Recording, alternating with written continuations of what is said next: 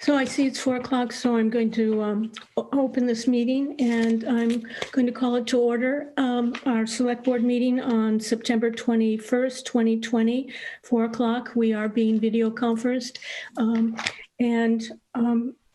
now going to ask each of the board members, do a roll call and ask each of the board members to check in. Myself, Linda Escobedo, Terry Ackerman. You have to say something, Terry. Terry, you're on mute. Sorry, I was on mute. I'm here. Thank you very much. Susan Bates? Here. Okay. Jane Hotchkiss? Here. Matt Johnson? Present. Very good. And welcome officially, Matt Johnson. This is your first official select board meeting. Mm-hmm. And I understand you already have your sash, so indeed you are official. Woo. Yes, it's not in this room right now or else I'd show it off. Oh, all right. So our first order of business today is to elect a select board chair and clerk. So do I hear a motion for board clerk? Terry? Yes. I move to elect Susan Bates as the clerk of the chair of the select board, valid until the close of the 2021 annual town meeting. Second. Okay, all in favor? I'll again have a roll call. Ms. Ackerman? Aye. Ms. Bates? Aye. Ms. Hotchkiss? Aye. Mr. Johnson? Aye. Myself, Ms. Escobedo? Aye. All right. Do I hear a nomination for board chair? I move to nominate Linda Escobedo for board chair for the select board effective through the close of the 2021 annual town meeting. Second. Okay. And if the chair says, if the nominee says no, what do we do? No. So again, roll call. Ms. Ackerman? Aye. Ms. Bates? Aye. Ms. Hotchkiss? Aye. Mr. Johnson? Aye. Myself, Ms. Escobedo. I will try to live up to the incredible responsibilities of the role, and thank you. Aye. Okay. Moving on to the consent agenda. There are minutes to approve for August 25th. Could I just make a comment? Yes. I wanted to thank Terry for nominating me and to also note that she and I came on at the same time, have equal experience, and I look forward to nominating her in the future. Thank you. And I just realized that, Jane, did you indicate through the end of town meeting for 2021? I did. Thank you. Okay. And the consent agenda, which I'll read, minutes to approve for August 27th, 2020 and September 3rd, 2020, town accountant warrants, and a proclamation for Climate Preparedness Week from September 23rd to the 30th. Do I hear a motion to approve? Motion to approve as you just read. Okay. Is there a second? I'll second. Okay. And all those in favor? Do we need a roll call? You need a roll call? Yes. Yes. Susan, if I can ask the clerk to do the roll call, please. Certainly. Ms. Escobedo, Aye. Ms. Ackerman, Aye. Ms. Hotchkiss, Aye. Mr. Johnson, Aye. and myself, Ms. Bates. Aye. Okay, and that's unanimous, and I so declare. The town manager's report. Hi, good evening, everyone. Congratulations on the new officers of the board. And Matt, welcome to the first one. I guess I would have thought the new member had to wear the sash for like the entire year as a part of like the orientation, the onboarding process, but evidently it doesn't work that way here. Oh, boy. I would just ask for some forbearance. I've got quite a few things to get through here, mostly kind of announcements and reminders of some important happenings. So one of the big things that happened late last week is the notices for the data breach that happened last fall went out by mail to over 2,800 employees, former employees, retirees, and dependents.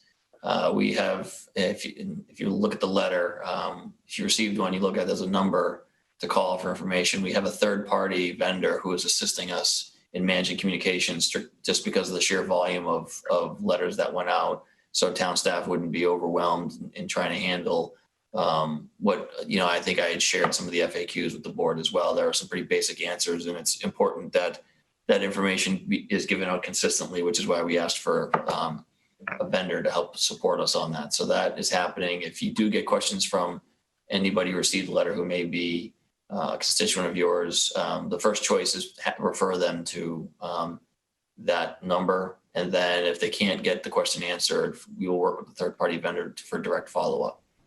I don't know that brings that chapter to a close, but it was the step that the investigation and the year we spent working on this has led to. And like I said, there was information in the letter about getting credit monitoring for those who may have been impacted. And I do think it's worth reiterating that we still don't know, as we sit here today, almost a year later, if there was in fact a data breach that led to any kind of instance of identity theft. So we don't know for sure, but we did notify, like I said, there's I think 5 or 6 states, and each state has different notification requirements, and there was a lot of work that went into pulling together the population, the list. So it did take a while, but there was some bona fide reasons behind that. So anyway, that has occurred, and so we'll move on from there. Another kind of important thing that is happening is that we are working, as you know, the federal government allocated about $1.6 million to the town for COVID-19 response under what's called the CARES Act. We are also eligible for Federal Emergency Management Agency, FEMA reimbursement. And so internally, we have been tracking our costs since the beginning of the COVID-19 pandemic. Although we have only sought partial reimbursement under FEMA. So we are working internally on some costs that were not budgeted that are needed that we think we're going to need to help continue to manage the pandemic, including telework and some other public health issues and employee safety issues that we know unfortunately are going to continue into the new year, certainly through the first half of 2021. So we'll probably do a larger update in terms of what that looks like as those larger requests come together. But I just want to let the board know that is happening now. Another issue that you may have received some information about is there's a group of citizens who are holding a rally or some other kind of public events on the Rotary, I think on a weekly basis, just to let the board know in the community, though, that the Rotary is a space that is owned and governed by the state, Mass DOT and the state police. And so the event, I do believe, has received a permit from the state police. So the town of Concord's only role is to provide support if requested by the state. That's not a local permit thing. And just to say that it is a protected First Amendment event and activity. And so that's one of the reasons why the state police has issued that permit, even though the location may be a little counterintuitive in terms of, vehicles kind of going through the Rotary and everything else. So I don't know if anybody has any questions on that, but I know there was some emails going back and forth about that, some concerned residents, but that's where that sets is with the state police. So on a more fun note, there is an event planned for October 2nd, and it's basically called a buckthorn pull. I will confess that I did not know what a buckthorn pole was until about 3 days ago. But buckthorn is an invasive species weed that is starting to infest the area around the Giroux parcel. And to have it removed by a third party is very costly. And so the town is organizing a volunteer buckthorn poll for October 2nd. And people can sign up for shifts with lunch provided in between. Lunch will be at 11:30, but the shifts are 9 to 11:30 and 11:30 to 2:30. And it's rain or shine, and hopefully it won't be raining at the time, although rain does make it better to pull weeds. And so if you're available to volunteer, you can certainly, I think, go to the town's website to sign up. There's a link, I believe, on news and notices about it. And then just if you decide to sign up, just bear in mind that you may need to take some personal precautions. We are going to do social distancing. Masks are going to be required, but you are going to be outdoors. So you may want to make sure if you're allergic to bee stings, you carry an EpiPen or something like that. And sunscreen if it's nice out, that type of stuff. And so originally when the event was scheduled, they were asking for folks to bring shovels, but based on additional field survey, shovels won't be needed, and but weed wrenches will be provided, but probably aren't going to be needed. They usually pull right out. So, and like I said, it'll be socially distant, mask wearing, there'll be hand sanitizer available. So they're going to make the event as safe as possible for folks, but we hope to get some volunteers to help pull the buckthorn. Another event that is coming up is, and bear with me as I get to there's a recycling event for this Friday, September 25th at the Public Works Facility on Keyes Road, between 8 a.m. and 10 a.m. for businesses and 10 a.m. to noon for residents. And you have to pre-register online to schedule your drop-off, as well as for contact tracing purposes at concordma.gov/recycling. There's information on that on the Concord CPW trash and recycling website for what you can bring and other information about the event. But it is the annual shredding and electronic. It's usually, it traditionally was called swap off drop off, but due to the pandemic and other reasons, it's no longer a swap off drop off. It's just a drop off of electronics for shredding purposes. And then we just have the recycling committee just has a reminder about the placement of barrels and bins. Now that school is back in session and a lot of people are walking or biking, it's important to not have your trash barrel on the sidewalk. Ideally, you would either have it in the road or on a tree belt if you have one in front of your house. So just a quick reminder to make sure that you don't leave the barrel on the sidewalk. And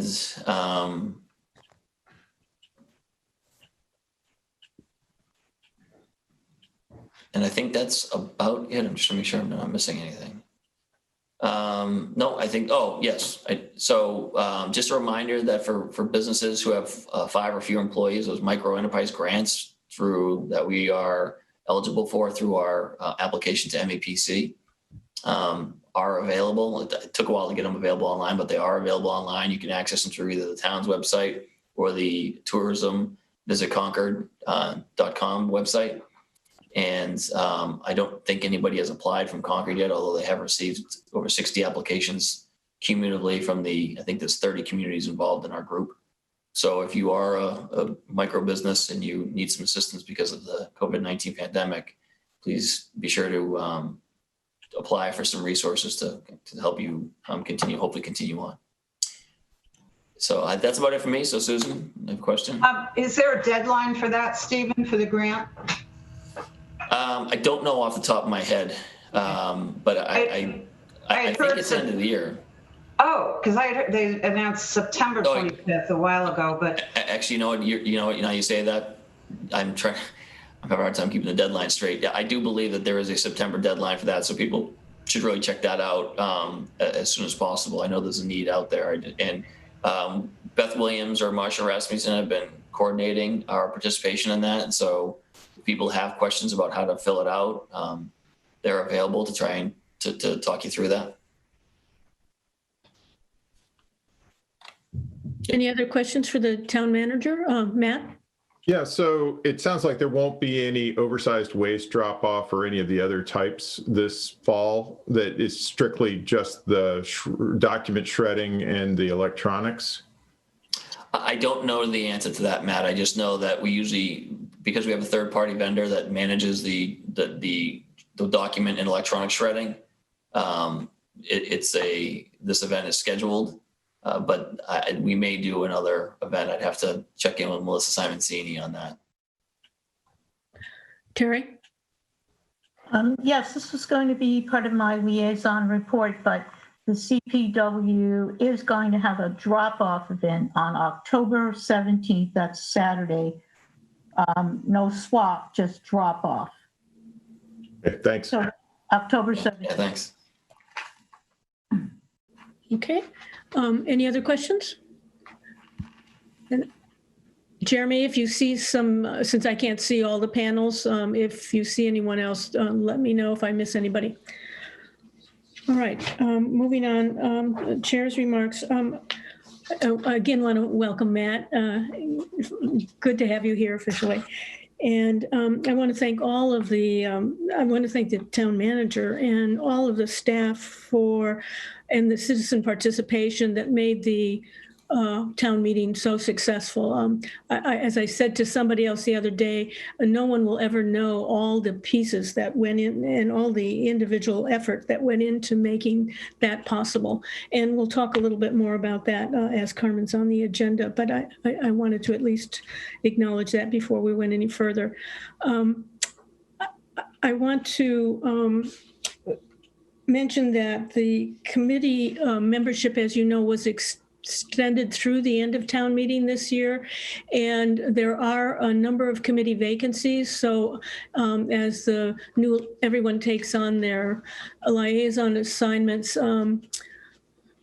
if you can get on top of that, that will be very helpful. And committee members who are listening with vacancies, please see your liaison member. The other thing I want to mention is that over the next couple of weeks, you'll see a number of items that are related to administrative issues, as well as some ongoing structural discussions of importance that we need to have just to set up the structure for the entire year, such as goals, where we are, and that we need not only our board goals, but also I think we need to be informed from the town manager as well as the department heads through the town manager as he sees fit in terms of their goals, because actually their goals inform us as we're finalizing our goals as well. And I've asked the town manager to be ready to start that process next week.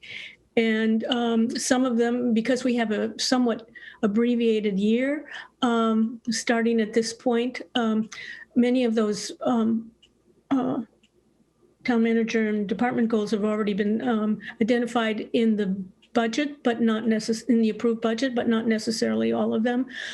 So I think we're going to have at least 2 or 3 meetings with conversations. And then we'll back that up with looking at the Envision Concord report. And one of the things that all of us can do in preparation for next week's beginning discussions is to review the sections on the comprehensive action steps and the criteria for those action steps. And in the very back of the Envision Concord report, if we could just, if all of the select board members could review both the near and midterm action steps on that list. And we'll get, Jeremy, we'll get some additional material out to you before next week's meeting. But that will be our starting point for that. Let me just say one other item about that, and that is I am reminded that and I'll quote former select board member who reminded us that even before it went to print, because it's a dynamic document, there are also additional things that are already in the works issues that have come up that have caused us to respond, COVID being one of them, other major activities. So do not limit your thinking just to looking at the near and far action items in the back of that book. So that'll conclude my remarks for now. We're fortunate today to have Carrie Cronin here, the library director, to talk about the library reopening. So welcome, Carrie. And we certainly all learned, if we didn't already know, how valued our library resources are when we had to go to COVID lockdown. So welcome, Carrie. Thank you so much. I thought I'd just begin with a brief overview of what we've been providing for library services since we closed on March 13th, and then tell you how we're transitioning into our stage 3 reopening. That would be all right. Terrific. Okay. Terrific. Great. So shortly after we closed on March 13th, when the buildings closed, we started meeting regularly over Zoom as a library staff to just brainstorm ways to keep engagement with the community in this unusual time. And very quickly, my colleagues brought most of our popular programming to a virtual platform. We've been offering story times, book discussions, Ed Morgan's very popular concerts we offer over Zoom, even our Reading to a Golden Retriever and Cookbook Club, which you might think wouldn't lend themselves to that format, have been very successful. And we will be continuing our virtual programming during phase 3 because of the limits on groups gathering within the building. So we will not be having any programming in person in the foreseeable future unless it's out on the lawn and the friends are actively working with the protocols that we've developed to determine how to do that safely. So before the weather changes, we might have a concert or yoga or some gathering on the front lawn. So you can watch for that. We also started operating a curbside pickup service at the Sudbury Road entrance the beginning of June. And since that time, we've circulated just under 19,000 items, an average of 179 items a day.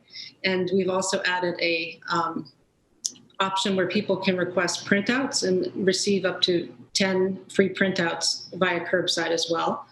We've put summer reading prizes there and various reader's advisory recommendations. The children's librarians create book bundles if a parent wants thematic collection of books. If their child likes dinosaurs, for instance, they can pick those up at curbside as well. So it's worked really well, and it's a service we're going to be continuing during phase 3 because we recognize that some residents will still be reticent about coming in because of the health risks. So we're pleased to be able to offer service in a variety of ways as we transition to reopening. I also just wanted to mention the success of the summer learning program. This is the first year we've done a learning program that incorporated STEAM activities in addition to the traditional summer reading program. We recognized that the students were out of the classroom for such a long time and that expanding it to other disciplines would really be a support to the teachers and the students themselves. So we had a record participation, 552 readers this past summer who read 2,430 books and completed 2,047 activities, all virtually. And I'm very appreciative of the support of Dr. Laurie Hunter and all of the school librarians who promoted the program and even offered an incentive through the schools where kids could receive homework passes for participating in the program. So it was a really model partnership this past year, and we're just really grateful in a virtual environment to have had that level of participation. So I just wanted to share those things with you.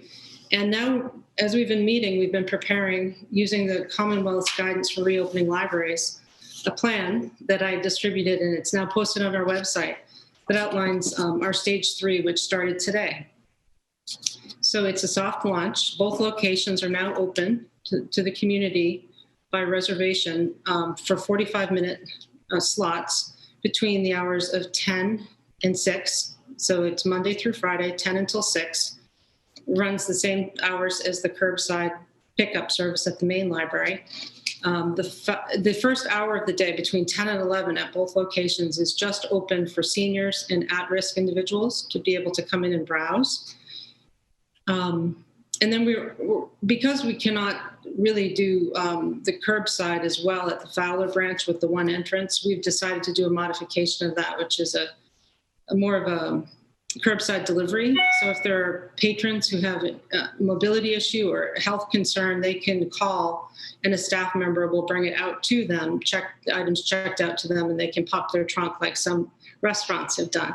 So between the curbside pickup at the main, curbside delivery at Fowler, and the ability to come in and pick up their reserves, we feel really good about the range of service we're able to offer at this point.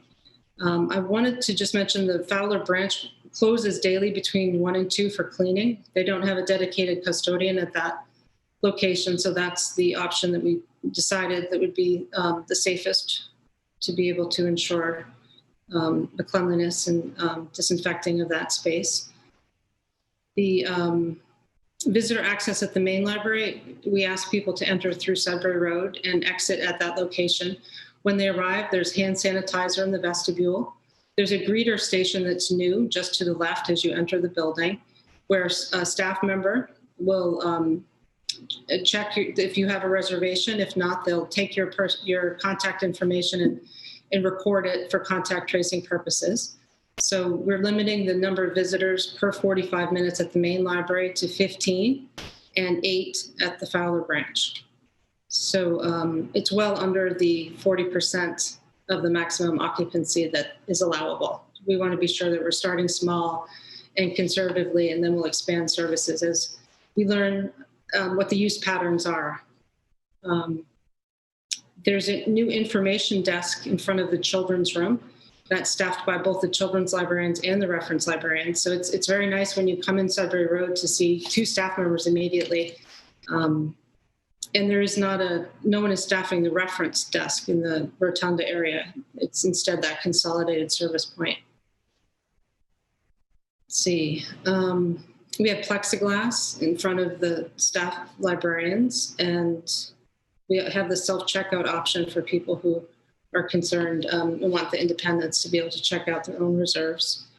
So the accessible areas within the main library are the Thoreau room, the rotunda where the new books are. The children's nonfiction area is accessible right now. Soon it will close temporarily while the trustees have their contractors install a wall that will be sort of at the back of the children's room on the side that faces 151 Main Street.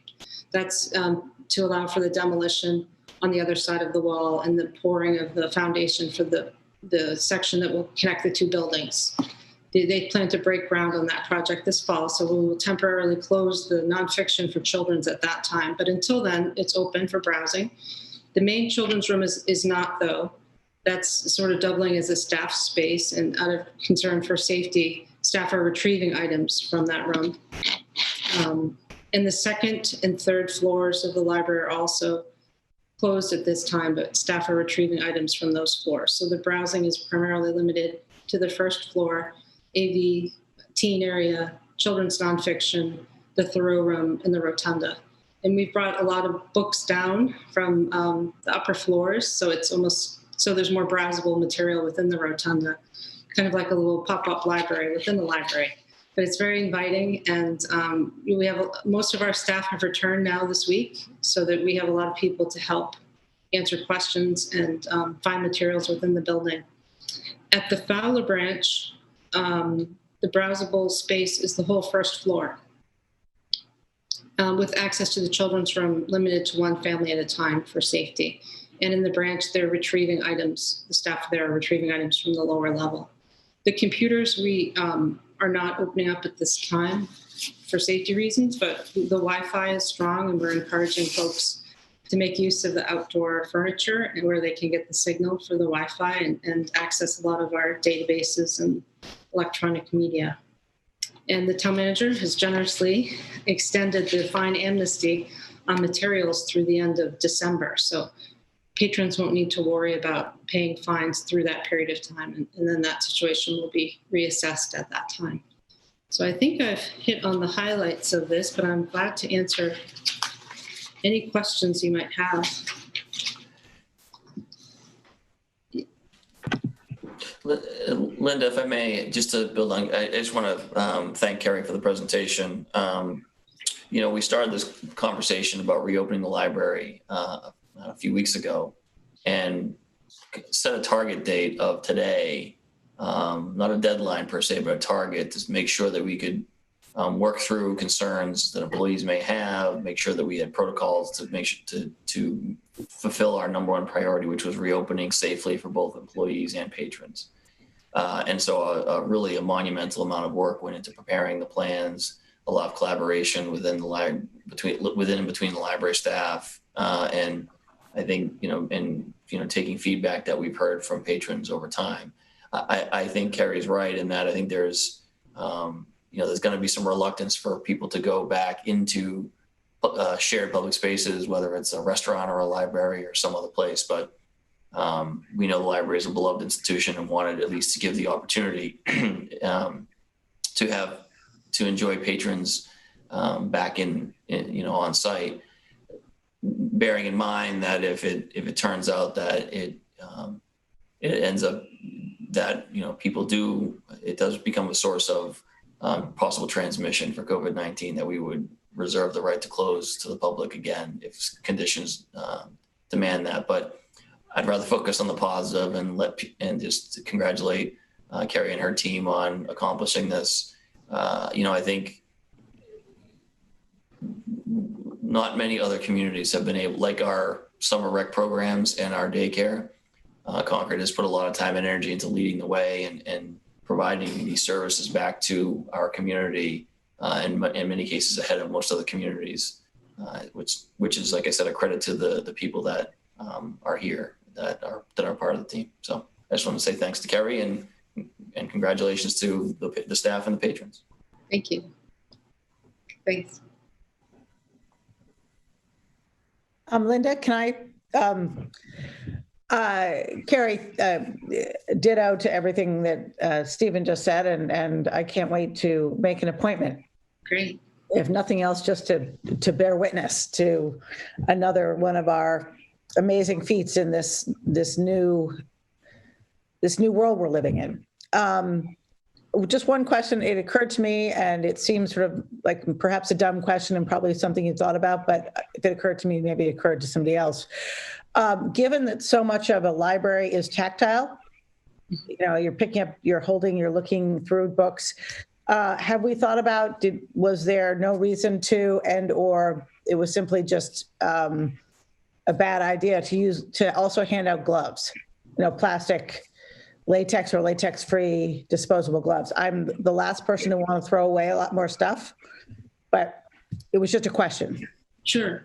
No, that's a great question. I know from, I think it was the police chief and fire chief and emergency management said that the hand sanitizer and washing your hands is a more reliable method of avoiding COVID, because you could easily put gloves on and touch your face or touch things and they're then contaminated. So what we opted to do is to promote the hand sanitizer when people enter the building, with the thought that if they could sanitize, and then there are stations in various locations while they're visiting to help ensure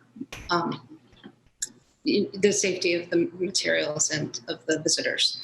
But that's a great question. I did forget to mention that we are continuing to quarantine materials that return to the library for up to 72 hours. So all of our items in the book drop, residents might notice a slight delay from when they're removed from their record, and that has to do with the fact that they're quarantined for 3 days before we handle them. So the network delivery, we're also quarantining. That's coming from libraries all over the region. So when that arrives, we're using the spaces that are closed to the public right now, like the reference room, to store those returns. So it's quite a large volume, and we have staff stations in there to handle that. But I'm glad you brought up the issue of sanitizing items or the handling of items, because I had neglected to mention the importance of that quarantining that's also going on. So thank you. I hope that answers your question. Great. Terry? Yeah, I just want to thank Carrie and the whole team. This is really exciting. Not only are you going to reopen, but also maintain these new services like the curbside and the quarantining and the virtual programming. I think during COVID, I've heard from several people that, they really, really appreciate the library. It is really helping them get through this very tough time where they're isolated or or depressed or, you know, now they have something to look forward to read a good book or get a video or participate in a program. So thank you to your whole team for everything you guys are doing. Thank you, Terry. Thank you. Very exciting that you're opening. Yes. I hope to see you soon here. Well, Carrie, I think we all share that sentiment, and our real thanks to you and your entire team for the adaptability under some very difficult situations. And we've all read your material, and to just see the protocol and can only imagine the number of hours of conversation behind what looks like a otherwise pretty thoughtful list. So thank you to all of you, and good luck with this next phase. Thank you. Thank you very much. Linda, could I ask a question? Sure. Sorry, I couldn't see you, Susan. Oh, okay. I did what everyone else said, but I think I read somewhere, Carrie, that you're accepting book donations now. Is that true? Yes, it is. We're thrilled about that. We've gotten so many questions about that over the last few months, and the Friends were able to acquire these large donation bins that the Public Works Department assisted them in installing over in the Stowe Street parking lot. So they have the Friends logo on them, and folks can drop material in there anytime. And they're the sale of those books will come back to benefit the library, but they're not being handled by our volunteers due to COVID. It's being handled by another company that's taking care of the donations on behalf of the library. But it's a great service to let people know about as well. Yeah. Thank you. You're welcome. Terrific. Great. Right. Thank you very much. Thank you. Okay, and next on the agenda is the extension of the Regional Housing Services Office's intermunicipal agreement. Elizabeth Rust. Hi, everybody. So I'm glad to be here. I had a couple of slides.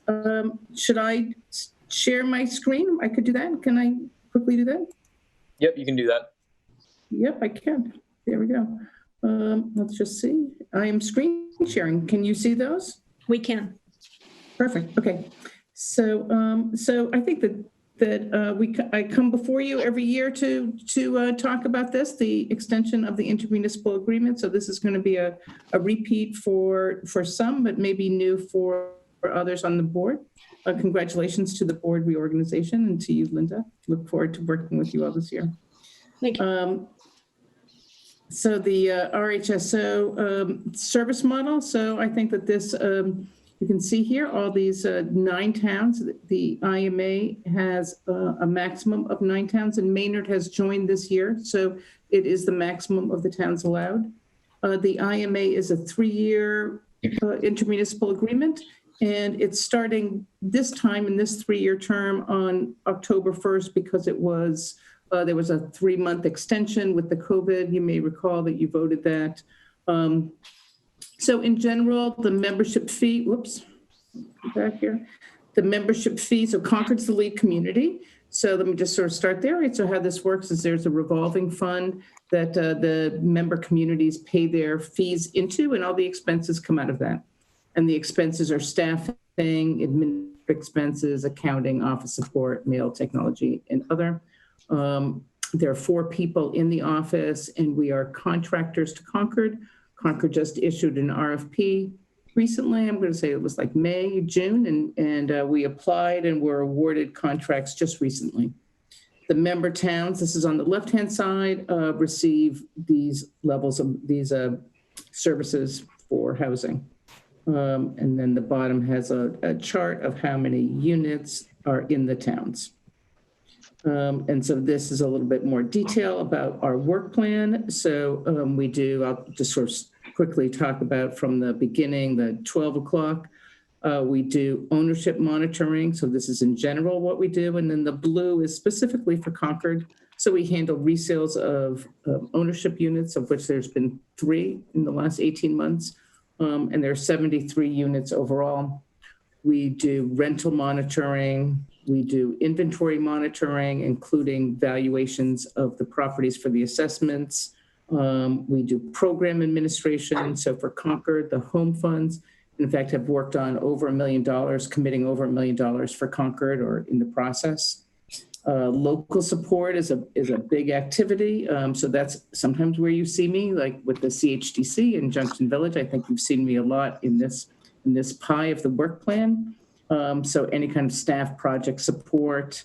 And then we have our website, and we have some COVID response. We're doing an emergency rental assistance program and some other things that the RHSO communities can benefit from. So that's very quick. So here's our website, and we have here the picture of Concord receiving the Housing Hero Award some number of years ago. I think maybe that's you, Linda, like with your face cut off there.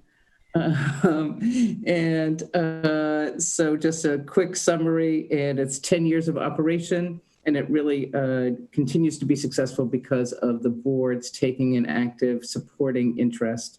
This is an elective thing for the participating towns, right? There's nothing from the state that says you have to do this, and so it's a value-added service. It provides proactive compliance monitoring. It's efficient resource because you can tap into the people in the office, and a regional approach with the other towns that participate. So that's my quick update.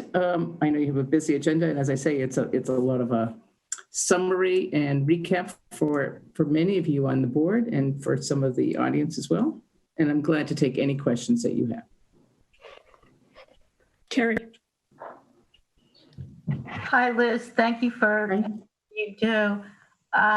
Question is, proportionally speaking, Concord is not the largest or even the second largest town in the list, but I saw that we have quite a high number of hours. I know the fee is based on proportionally how many hours your team spends. And I'm wondering if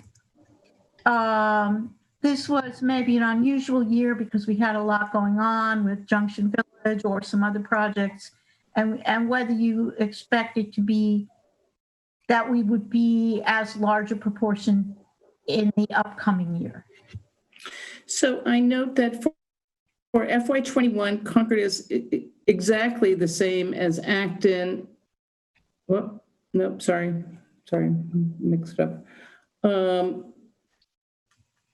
So Concord has 615 hours, and then you're absolutely right that the fee is based on the number of hours. And why is it so many hours, you ask? So the CHDC has some of those hours, and they pay for some of theirs themselves. So it's kind of a bundled service. We have one arrangement with Concord overall.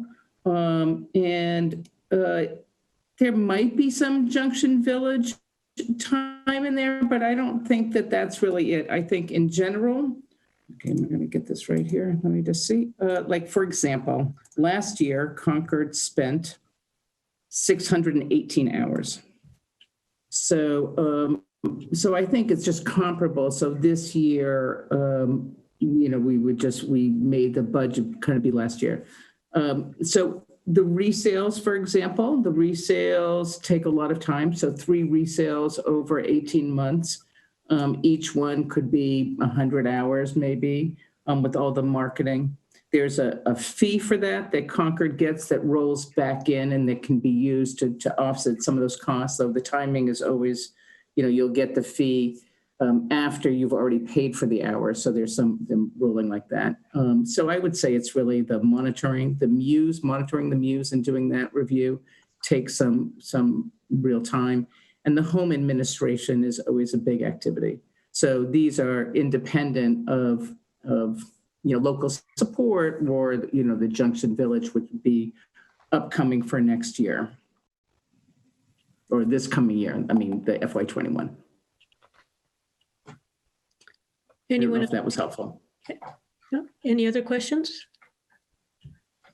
I have one, Liz. You mentioned the COVID-19 response. Could you say a little bit more about that? Sure. We have a section on our website. I don't know if I'm going to be able to go there, where we have provided, done some research and provided a lot of referrals for the different COVID programs. there's a rent moratorium in terms of raising affordable rents from during the COVID state of emergency that's still in effect. So working with the property managers on that to be sure that they understand that requirement. We have rolled out an emergency rental assistance program for, you say, 6 of the communities. Concord chose not to participate with that. I think that Concord, in the social worker office, is able to distribute funds in a meaningful way and didn't need to tap into that emergency rental assistance program, so that we count that as part of our COVID response, work plan. Thank you. Sure. Any I other? think Matt has a question, I think. Yeah, Matt? Yeah, so first of all, just to say as a newbie, it's interesting to see the breakdown across all these different organizations. I have had the pleasure of working with Liz in the capacity of working on the planning board, but have never really gotten the big picture of the regional housing services offices, finances. And I shared some of the same questions about kind of why Concord, in spite of a relatively modest number of units, is bearing so much of the cost, especially looking ahead. And it would be good to get kind of a picture of, you mentioned, Liz, a number of offsets, that we recoup some of the funds. There are other organizations like CHDC that have budgeted, contributions to this. I believe we have CPC annual allocation of funds. It'd just be interesting to see what the net budget impact is. And also just, I don't know, a projection of, is this are we always going to use more money, or is just Concord a high touch town relative to our peers, or what? And then finally, do we recover funds in terms of the overheads? It seems like we charge back for office support and so on. So again, I'm just curious. Sure, I'm glad to help you with that. So the Concord is a kind of a high touch town, to use your phrase. And there's a lot of affordable housing units and activities in Concord. So we're always very busy to support the town. I can just say that. But relative to Bedford, we're tiny, I mean, they have many more affordable units than we do. Well, they have more units on their SHI because they have more rental units. Concord has many more ownership units.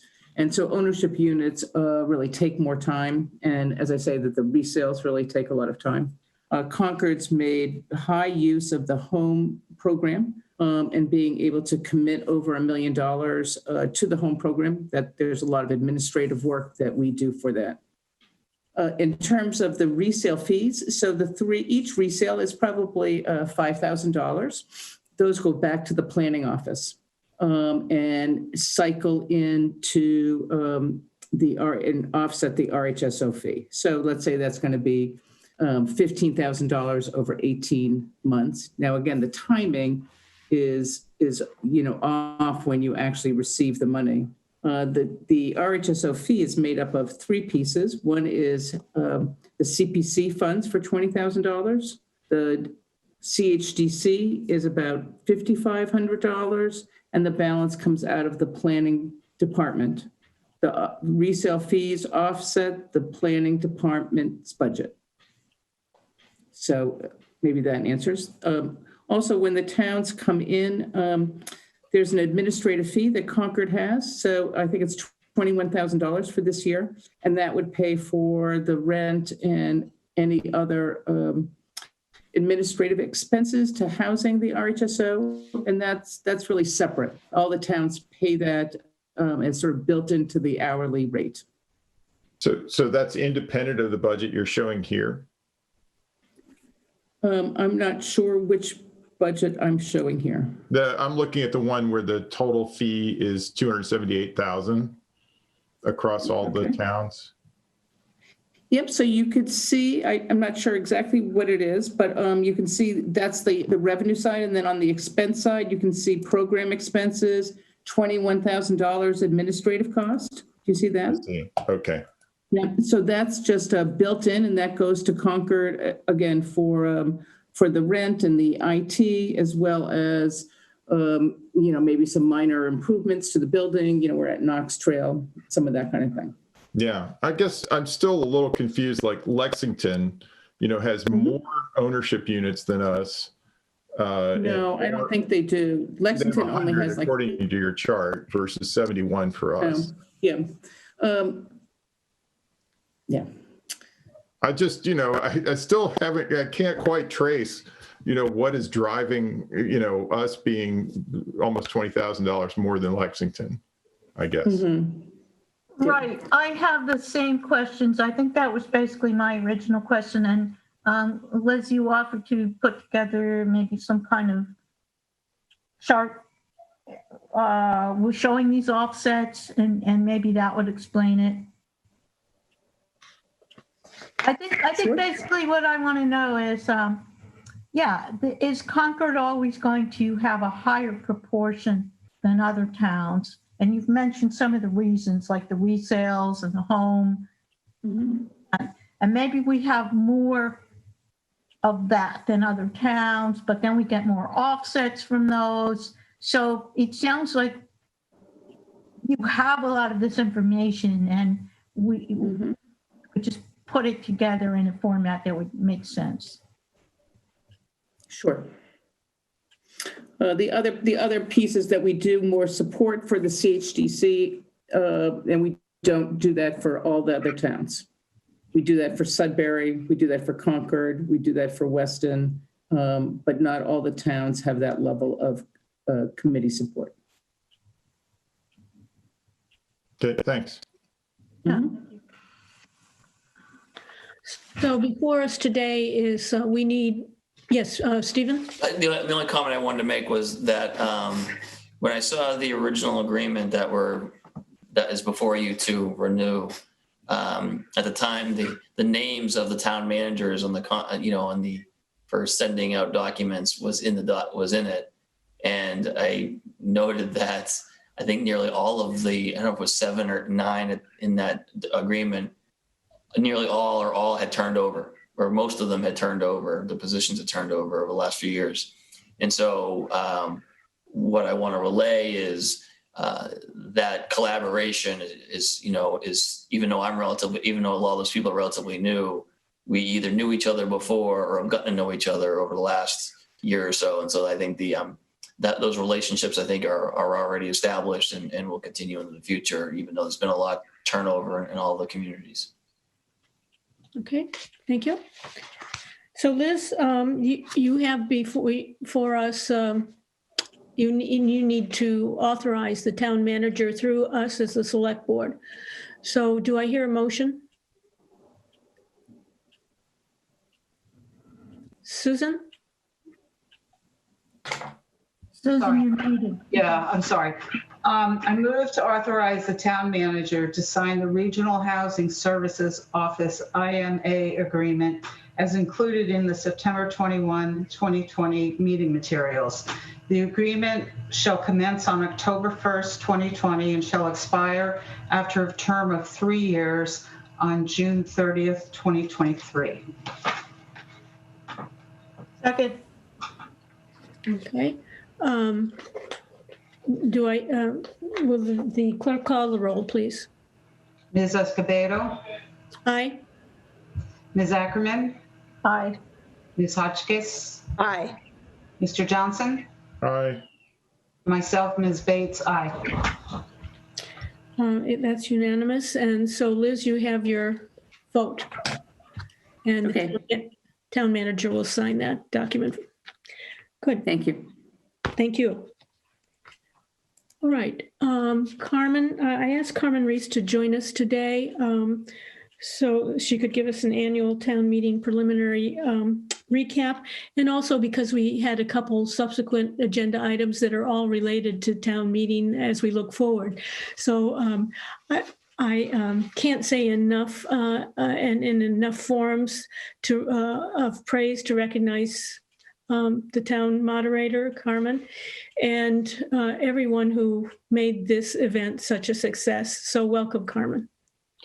Thank you very much, Linda. And I have to say, it really did take a village to pull together this town meeting. And we had several folks who were doing this in Concord for the first time, including Chris Carmody, who did a huge amount of the work, and Ryan Orr, who was out there moving heaven and earth to get us set up on time. And I can't thank them enough. They did a fantastic job. And Stephen, thank you for all of the support that you sent my way. So it couldn't have happened without the full team press that we had from the town. So we set probably a historic record in finishing our town meeting in 3 hours and 1 minute. And we addressed 52 articles, 24 on the consent calendar, 11 we postponed or had no action on, and addressed those in an omnibus motion. And I thank town council for making the suggestion to me that we consolidate all of those. That was a really good idea. And we had one citizen petition zoning article, which was referred to the planning board for further study, so that citizen may bring that article back to town meeting without having to wait 2 years. They were willing to put it over to help us streamline the meeting. And then we deliberated on 16 articles and had 3 amendments. And I don't know the precise turnout that we had, but it was somewhere between 375 and 400 voters, which is honestly about average for a first night of town meeting. For an overall average, it's low. So we didn't have as many people come as we might typically have come to town meeting, but nonetheless, a very respectable turnout. And the feedback that I have received so far from citizens has been good. People felt like they had the information they needed, notwithstanding the fact we didn't have presentations, and people were asked to go and do some of their own due diligence and homework by attending hearings or going to the website to review hearings and see the materials that were there. And I haven't heard a suggestion from anybody that they felt that they didn't have enough information to make an intelligent vote on the articles that were before town meeting. So that it was different. It was definitely different than usual. And I'm not sure that there's much out of this town meeting that we will carry forward into the future, but I have certainly invited folks who, anyone who feels that there's something in particular that we did in this unusual town meeting that we should keep for future reference, to send me an email. So I'm happy to hear from anybody who's got those kinds of thoughts. So, and honestly, things went very smoothly from a traffic perspective and a seating perspective, and using restrooms. I think really our only mishaps were having an umbrella and a flag blow over. A note from the planning board blew away and disappeared, so they had to stand up at the appropriate moment to let me know when we needed to straighten out a motion that had been written backwards. So, but that's, it went about as well as we could have hoped. And again, I'm just enormously grateful for all the support that we had putting it together, and all of the thinking that went into planning out this meeting. There was a lot of thinking, and Mike Lawson was very centrally involved, and our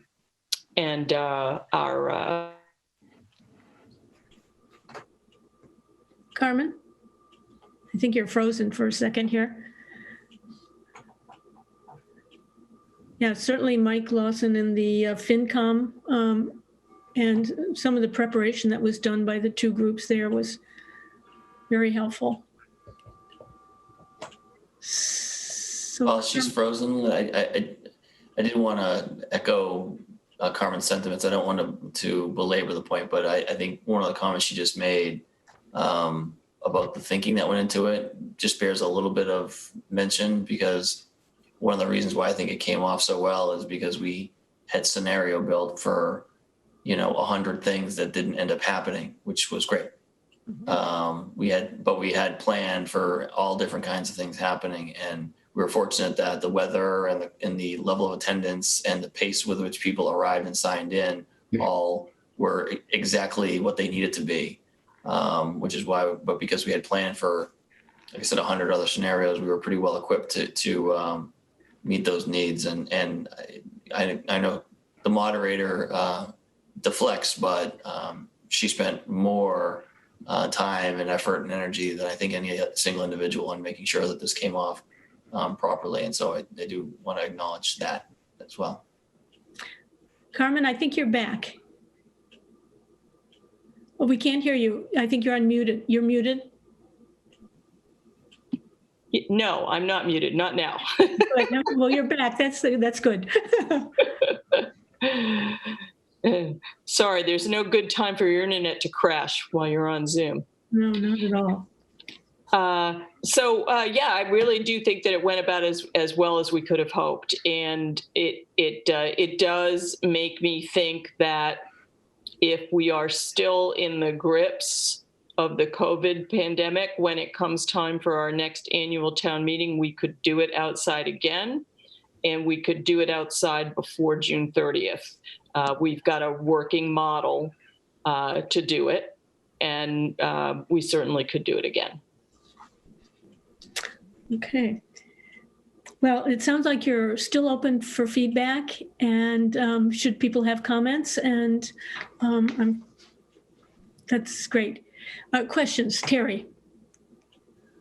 Yes, Carmen, it did take a village, but you were the leader. You were the one who proactively was thinking about this all the way back in March, and you were so proactive. It was just amazing how much work you put into it. I just want to mention how many people loved it. They loved town meeting this year. They're asking, even after COVID, could we please continue having it outdoors? Could we do the presentations online so we can finish in one day? They loved finishing in one day. I love finishing in one day. And the 1 minute limitation. Those are the things people loved, and they want to continue those things.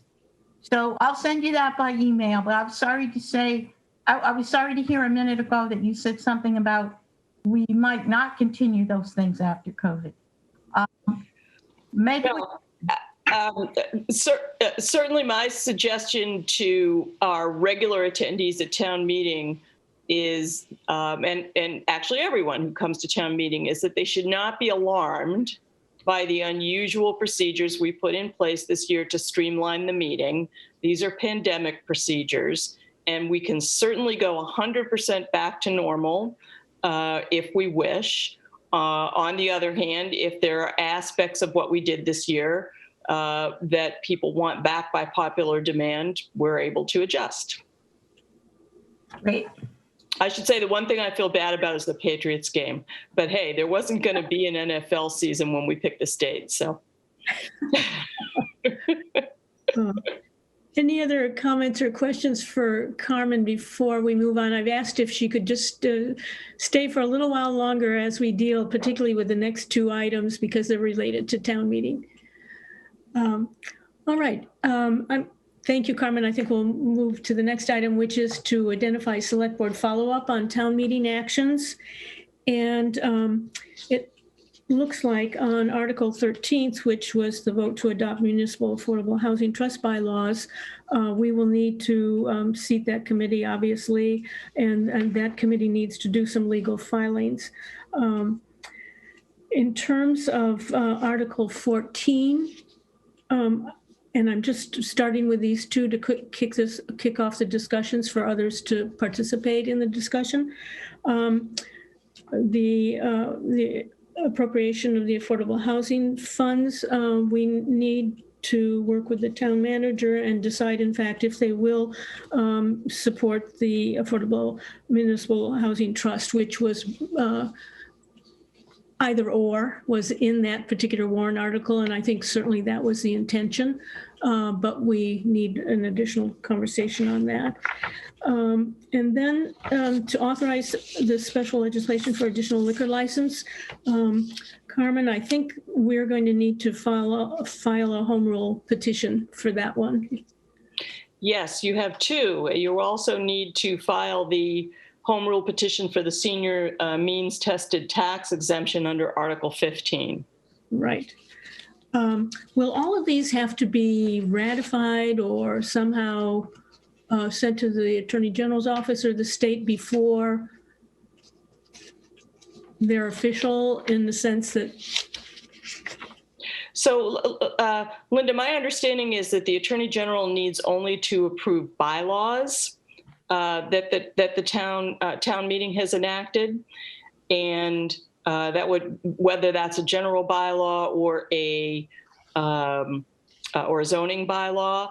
But an item such as this, where the town is seeking to go to the legislature to seek home rule legislation, I don't believe the Attorney General needs to approve that. I think you just go to your legislators. Which is what I'm not the final word on that, so. we certainly have done that in the past on two that are still pending from last year's town meeting. Mm-hmm. So I think you're right on that.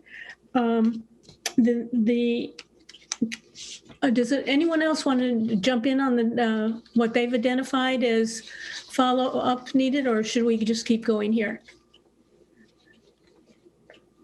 I think I'll just keep going. On Article 16, the TIF agreement, obviously there will be follow-up activities on that, both by the developer, who I think follows the EDIC application at some point, and Concord Housing Development Corporation will bird dog that, actually. And then there's some committees that need to be seated. The Open Space Committee has to get seated for Junction Village. So some of these are related items, not necessarily mandated in terms of the legal next steps we need to take, either with the legislature or the bylaws, et cetera. The other one, and I think those are the main ones that I identified, unless someone else has identified something else.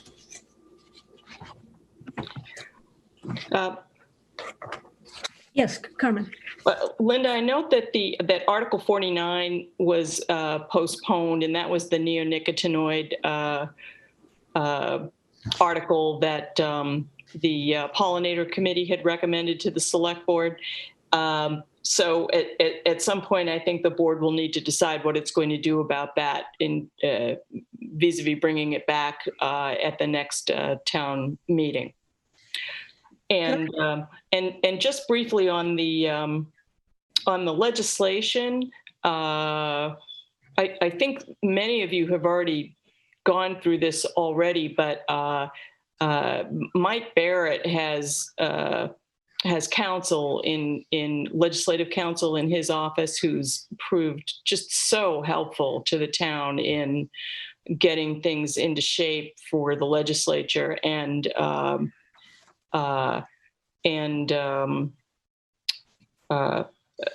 Tammy's office as well. Tammy Gouvet's office would also help. And I know you have the Tax Fairness Committee ready to go to bat for whatever you need them for. Yes, exactly. Yeah, Jane, thank you, Carmen, because Article 24 and 25 from last year's town meeting, we have worked with counsel in Michael Barrett's office, and it's been very helpful. And Tammy has supported whatever we've done there. Jane. I was going to suggest that maybe what we can do is look through the articles that have that need follow-up, I'll just take, for example, the pollinator, the neonicotinoid article. And when an article has a committee that it's associated with, maybe that liaison should be the responsible party for maybe not doing all the follow-up, but initiating, making sure it's done. And making the committee, that's a good point, Jane, and making the committee's wishes known in terms of whether they expect to go forward for this next warrant cycle. Yeah, excellent point, yeah. Right, so there's some work to be done there, and it'll be a combination of the town manager's office, the select board following through, and as you pointed out, the select board liaisons keeping the select board informed about next steps on some of this. So that's helpful. Thank you. Again, when you're in reviewing this list, you're reminded of just how much, despite COVID, we were able to accomplish this year, which is amazing. Did I hear someone ask? Yeah, I just, this is a new topic for me. I didn't know in terms of follow-up on town meeting, obviously we have the follow-up on capital projects that were, and CPA projects that were approved, enterprise fund projects that were approved. And of course we report on those either through liaison reports or through my town manager reports, but those are also, I view those as also follow-up items from town meeting, but I didn't know if that's what you meant as a part of the discussion. I mean, that's also clearly a part of it. Yeah, because certain funds are not available till after the release of town meeting and so forth. No, some of this is legislative in nature and getting the home rule petitions filed. And then there's some give and take between the review of our home rule petition and the wording. And sometimes that has to be worked out before finally sails as a new bill. Yeah. So yeah, we've got some work to do there for sure. All right. And then, Linda, yes, Terry.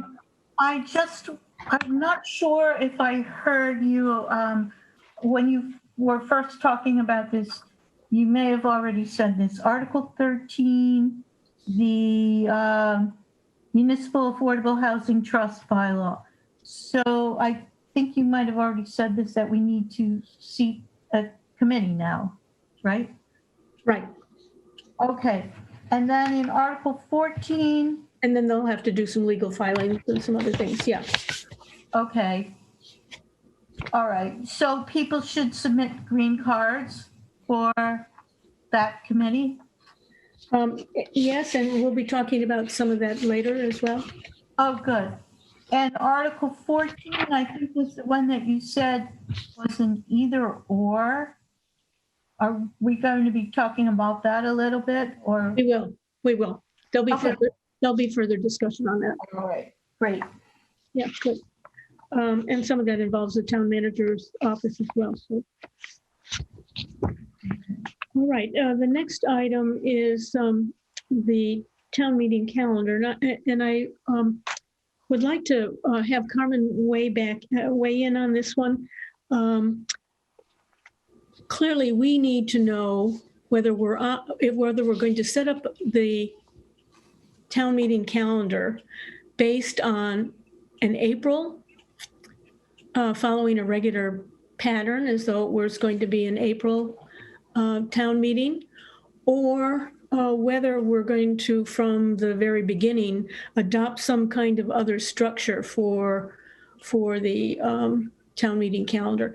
And the reason the town meeting calendar needs to be set now, at least initially, is so important because committees are already assuming that they have to have warrant articles ready for early December and later in December, as we usually do when we're following that.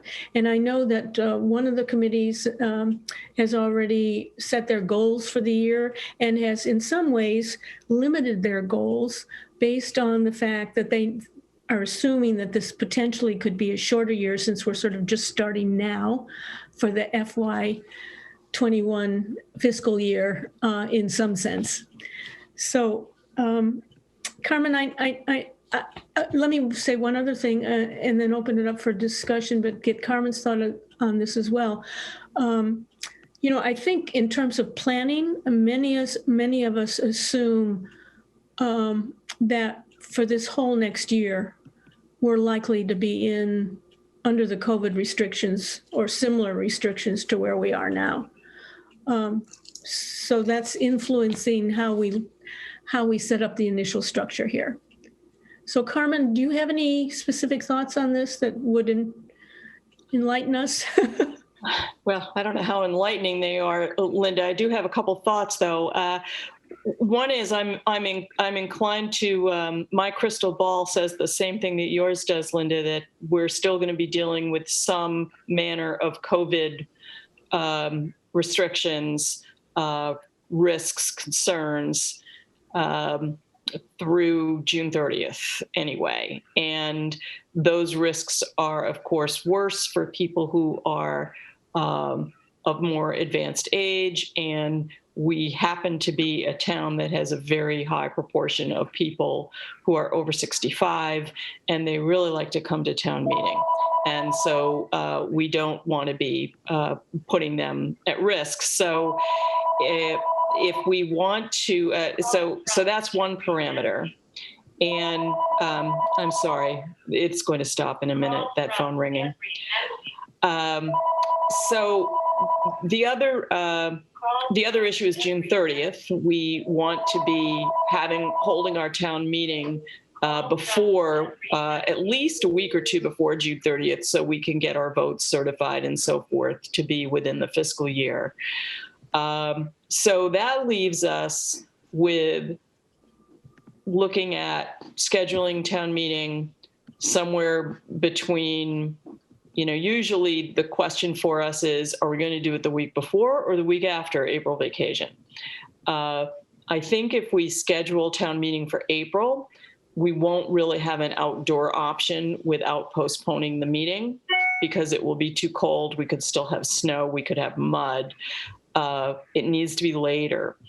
I think if you pushed it to the last week of May, that's probably a reasonable bet for being able to be outside. First or second week of June might be even better. Then there are the concerns of bumping into the high school's calendar with respect to graduation and so on. And also that time of year, if we were to have an indoor meeting, they have all kinds of things they're doing with the building in terms of, dramatic productions and finals in the gym and so on. So we'd need to look very carefully at what their calendar is looking like. And I'm sure the school's calendar is a mess this year too, because I don't know what's happening with their 180 days. I don't know. It's just hard to know what their calendar is going to look like, but some coordination is clearly necessary there as well. So sorry, I've waxed on a little too long, but those are my thoughts. Yeah, but they're helpful and they're probably realistic in terms of what we're going to be up against.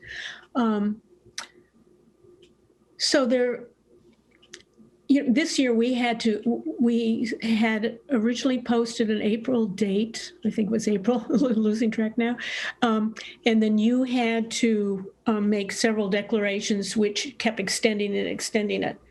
Five, was it that? Right. This year, if we do have agreement that we should at least plan for the risk situation to be with us through the end of the year, could we set the date once and it be late May, June, depending on the coordination that happens with the school? Absolutely. Yeah, we could do it once. Right. Yeah. Okay. Very helpful. Thoughts from the board right now and the town manager, quite frankly. Well, Carmen's here, so we could sort of bat this back and forth a little bit. I was going to try and suggest, and this is going to sound like silly, but let's set a date by which the coordination decision-making will happen so that any help that we're going to give we will have given to Carmen? In other words, Yes, yeah. the schools have been everybody, all of the pieces have been woven together. Sounds good. We certainly, I think we need to zero in on this within the next couple of weeks, just because of the uncertainty for the committees and for everyone else, and posting dates that we need to post, etc. So any other thoughts from board members? That's helpful. I think that next meeting, we should come up with a tentative date and circulate it around, or even right now, suggest, let's say, the end of May, and then send it out to the schools and all our committees and see, does anyone have a problem with the end of May? And then if not, then we're ready to go. Because I think we really need, I agree, we need to zero in on this. And I agree with Carmen that probably that's the best weather and the best calendar. I was sort of wondering, are we thinking about an entirely COVID-based town meeting scheduling, i.e. end of May, one day, abbreviated town meeting? Or are we opening, because it'll be a year in, are we thinking about restructuring this? Carmen, you're the mastermind. These are just the thoughts I've been wondering about. Well, it's the select board's decision when to call annual town meeting for. So you guys actually set the date and the location. And if you, and what we typically do is set the date and make clear in the warrant that that the meeting is going to continue from day to day until we're done. So those dates are there on the warrant. Everybody knows what they are. And we block out the space with the schools well in advance. And as Chris Carmody knows, we, as soon as we know what our date is, we put in our order for the rental chairs, whether we're inside or outside, because otherwise we have a problem. So, and that is one of our other issues, is that we're competing with the same vendors that other town meetings are competing with. And I think that we probably won't be the only town that is thinking this way, that we're going to want to push our meeting out a little longer so we can do it outside if we need to. I think, I guess my thought would be that we'd be better off planning for an indoor meeting, but if we have to move it outdoors because of public health considerations as we get closer, it's not hard. We don't have to change our notice. We don't have to republish the warrant. We just let people know in the same way we did this time that it's going to be outside. So I would say we plan for the inside day-to-day version of the meeting, but be ready as we get closer, say within, probably within 90 days, right? Within 90 days of our date, we can make a decision about whether we will be better advised to have the meeting outside or inside, or certainly within 60 days. All right. Any other comments from the helpful again from the board? Susan. Yes, I just had I was thinking, I think the critical player in this whole thing is the school schedule. And if we give them a range of time that we're looking at, like the end of May to mid-June, especially if our first choice is indoors, that's going to frame up a lot of or eliminate some of the possibilities. I was just thinking of framing it in terms of a range as opposed to specific dates, and then getting feedback from them to see what works for both indoors and outdoors, but multi-day indoors, certainly. Yeah, good point, Susan. Any other comments? Is Matt Yes, Matt? Yeah, so I note that CCHS graduation is currently scheduled for June 5th. So I think that that would pretty much rule out a June meeting.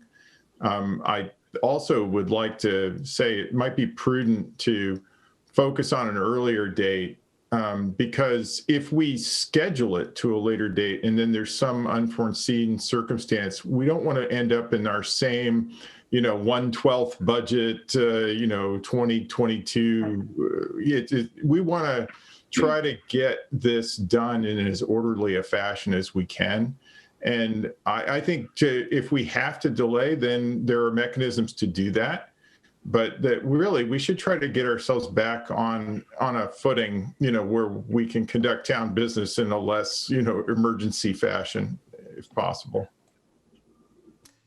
You make some good points. If graduation is on the 5th, assuming that they stay with that date, there still would be time, I think, to have town meeting immediately after that. Well, I guess things are kind of chaotic at that point. I mean, the last day of school is the 15th. So yeah, things are wrapping up there pretty fast, and I imagine there'll be a lot of different events that could conflict. Did you say 15 instead of 5th? So graduation's the 5th, and the last day of school is the 15th. Yeah, okay, thank you. All right. Okay. I will say there's pretty much no good time for us to bring 400 to 1,000 outsiders to take up space in the high school. There's really no good time for them. And they put up with it. And we try to be as undisruptive as we can by understanding when their major dramatic performances are and so forth. If we're outside, I actually think we interfered a whole lot less with the high school this year than we have in the last 20 years that we've been holding town meetings in the high school. All we did was use the parking lot.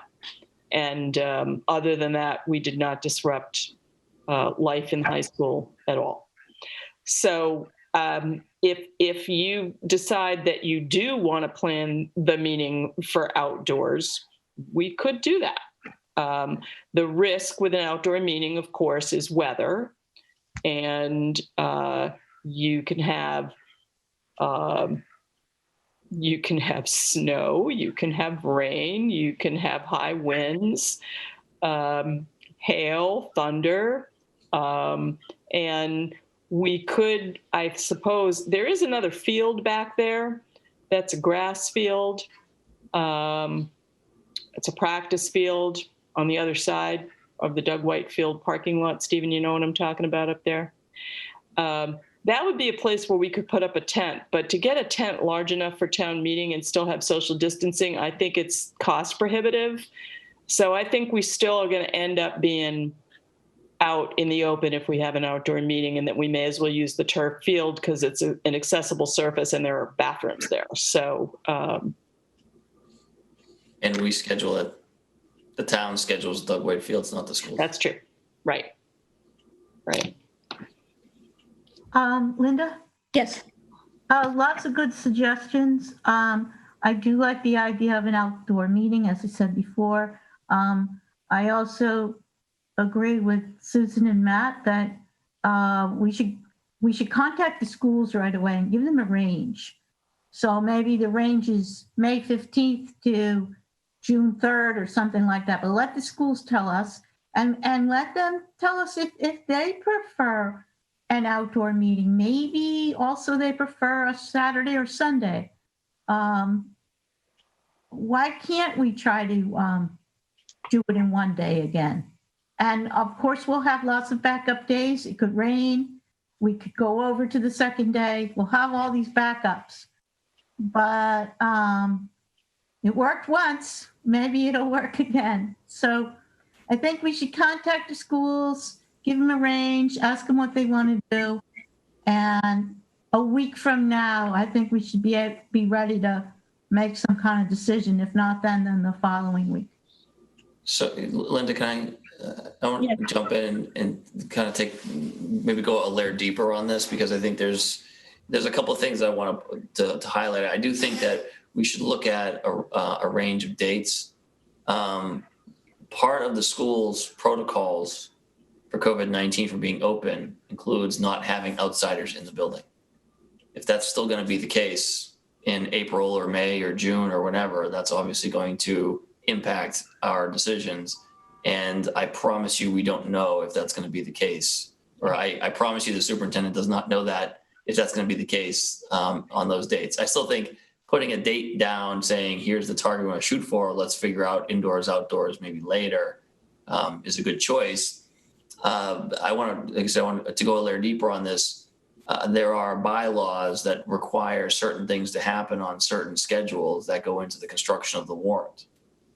And I think if we look at the planning for the next town meeting, like we look at the warrant that we just did, meaning there are things that go into the warrant early on that don't really change throughout the town meeting process. I mean, there were things that went in February that stayed exactly the same in September. And start kind of focusing on what are those things, what are the bylaws, what are the citizens petitions, what are the things that are going to be pretty much locked in once they get in the warrant, and focus on getting through those things, and then putting in what will amount to be placeholders to comply with bylaw deadlines for things like budget and capital, because we're just not gonna, I mean, I know right now, according to the calendar, we're supposed to be working on capital plan now for FY22, even though the ink is barely dry on FY21's capital plan. And then pretty soon we're going to be working on the annual town budget with absolutely zero information from the state. And, you know, an uncertain forecast. And so I think, and I know the finance committee is going to start their work fairly soon, and they are going to try and develop guidelines based on the same lack of information that we have.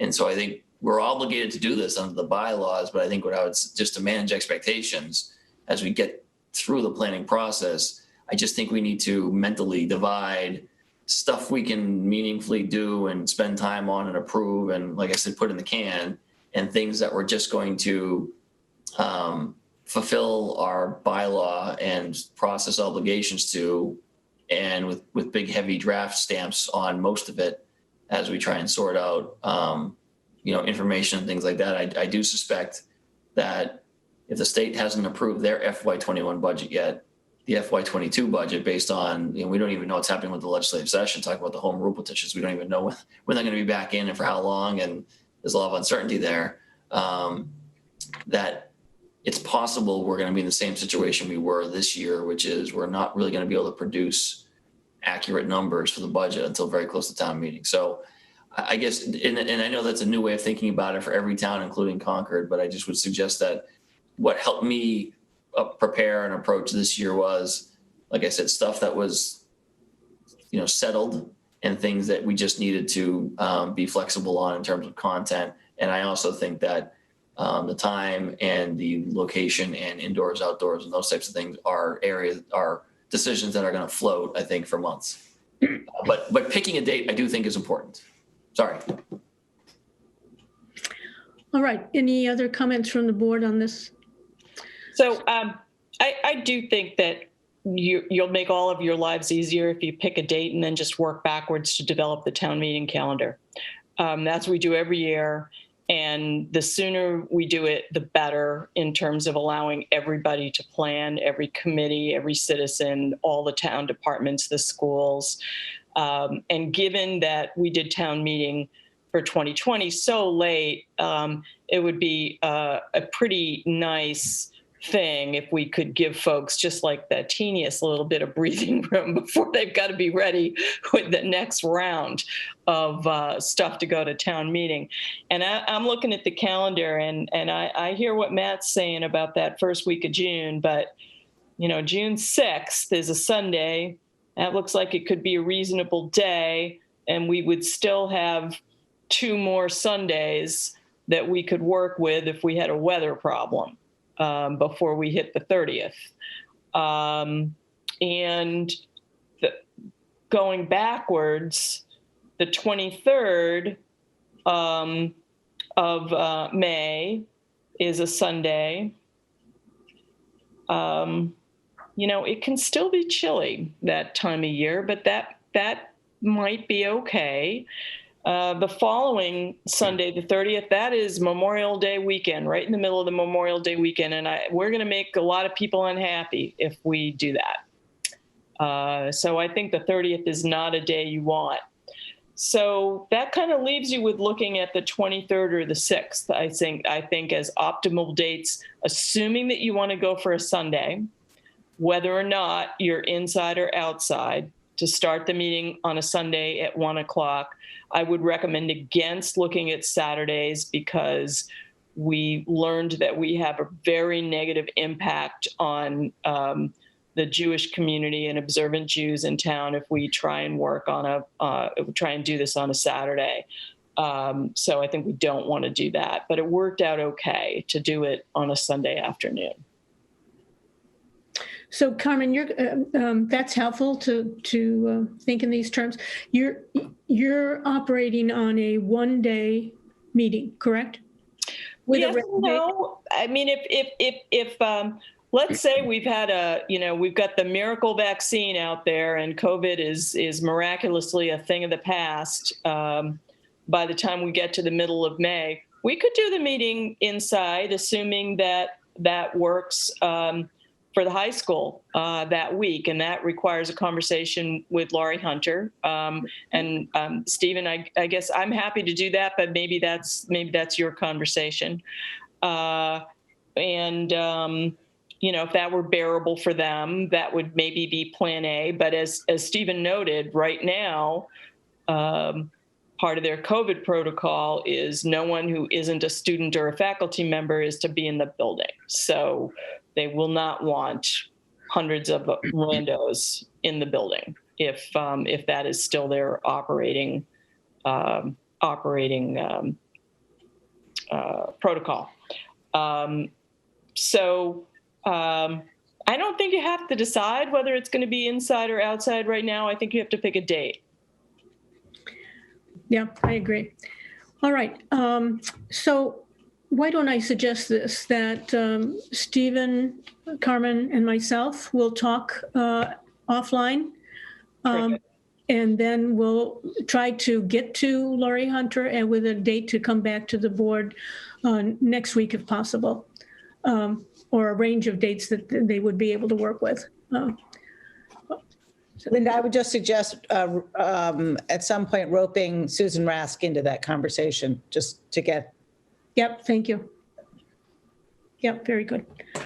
All right, thank you, Carmen, very much. This has been very productive and helpful, as if you were ready to move on to the next town meeting already, but there we are. There we are. Thanks so much. Okay, the next item on the agenda is the select board meeting schedule. I just want to check a couple things. One, right now, I'm assuming that we will meet at this same time every week, just because of the amount of upfront work we need to do here, and we can reevaluate that at a later time if we need to. And would like some board reaction to that. And second part of what I want to ask you is everyone able to meet next week?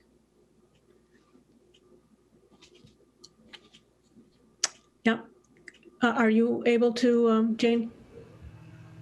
I am. In fact, while I hope that there's a point at which we can ease up a little on our weekly meetings, I think that, just as we're sort of moving ahead on the town meeting calendar, I think you're right. I think we schedule it for 4 o'clock on Mondays until we don't need to. Yeah, as you can see, we've got a number of pieces we need to get in place pretty quickly here.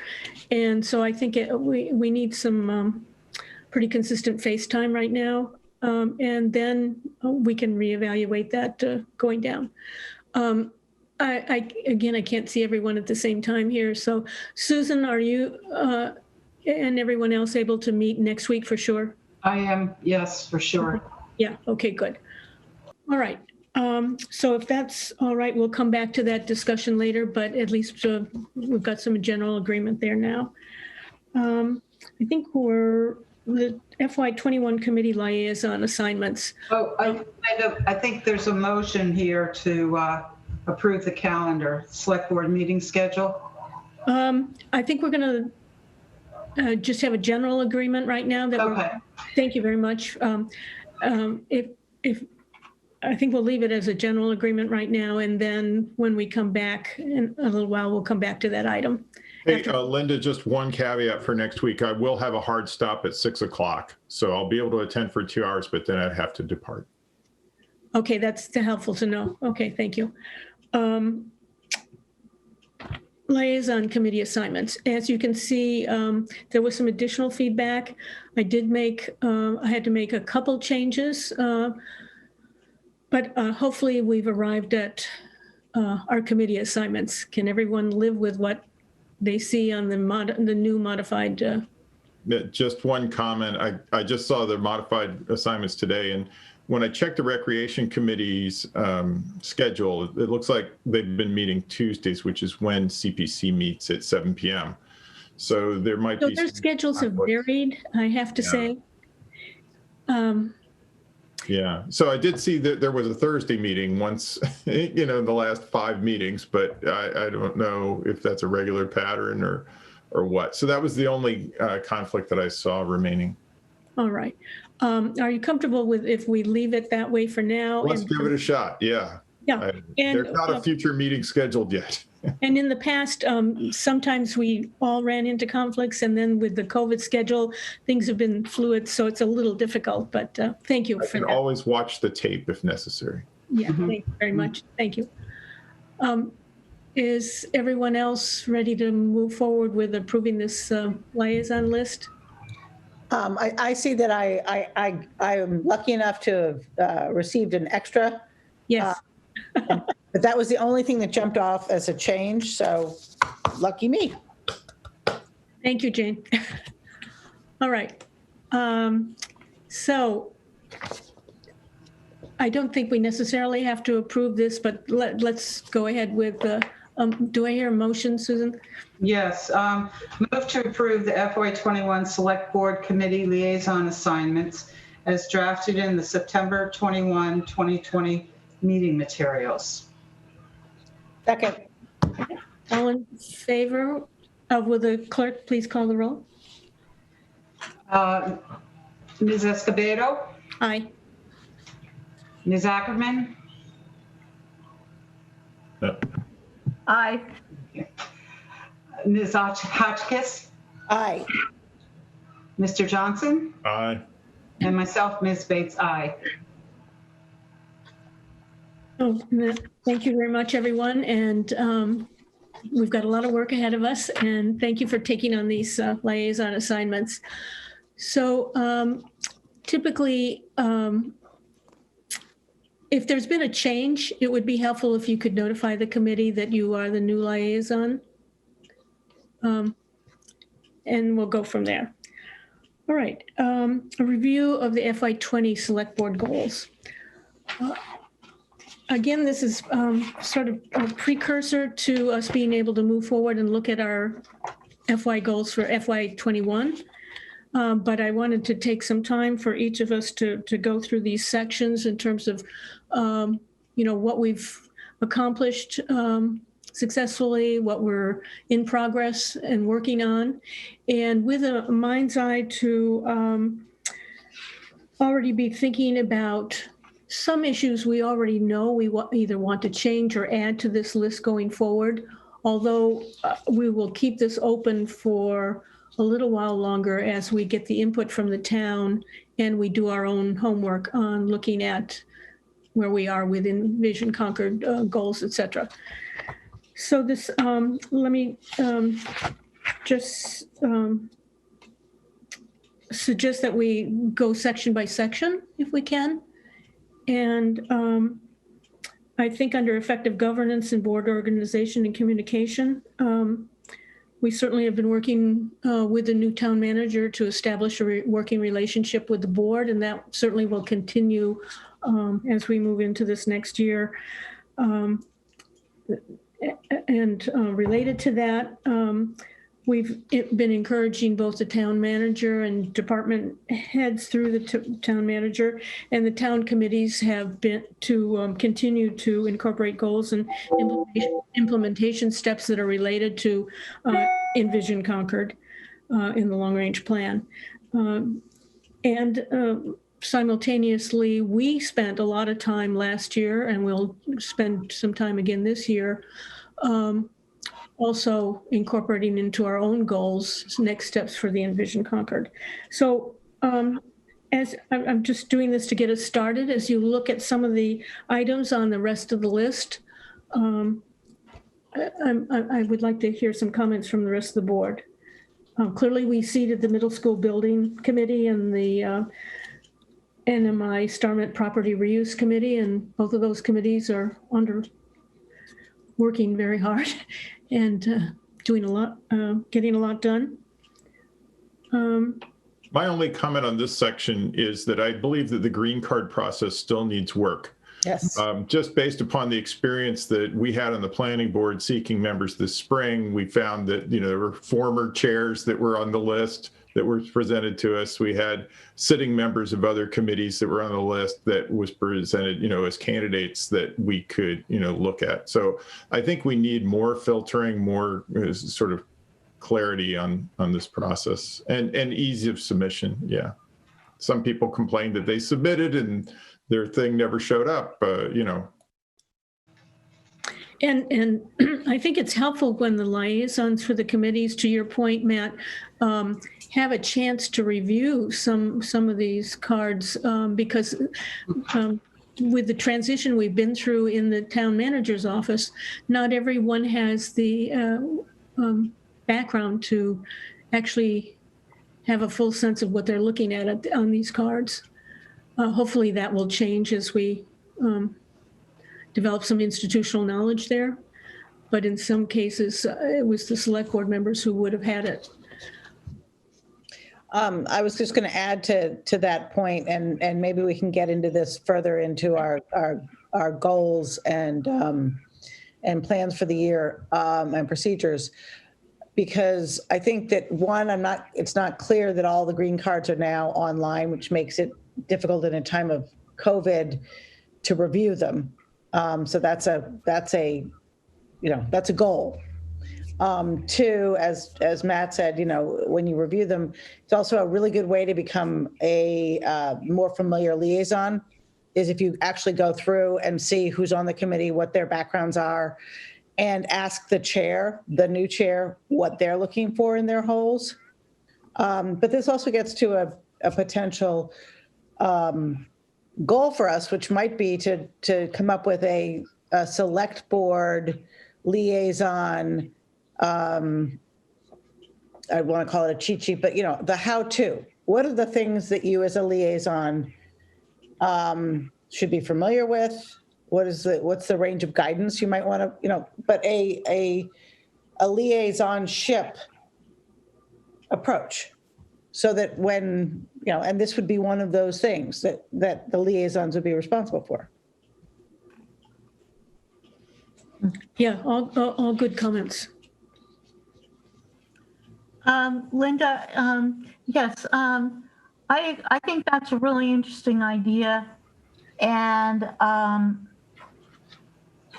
actually, I think we do have a ways to go on this green card process, and I'm hoping that we can schedule some time on a future select board agenda. I think we were just about to do it in March when COVID sort of waylaid everything. But on the other hand, I think we've made a little bit of progress, or maybe even more than a little bit. And I just want to call out Jeremy on that, because when I first became a select board member, the green card process was really chaotic. And I think Jeremy has put it together. Well, I think we need to get an update from him as to exactly where it is now. But it seems better to me this round because he was able to put a list together of the vacancies, for example, which I don't even think we had in the past. So I think the first thing we're going to need when we talk about it is a status report. what has been improved and what still needs work.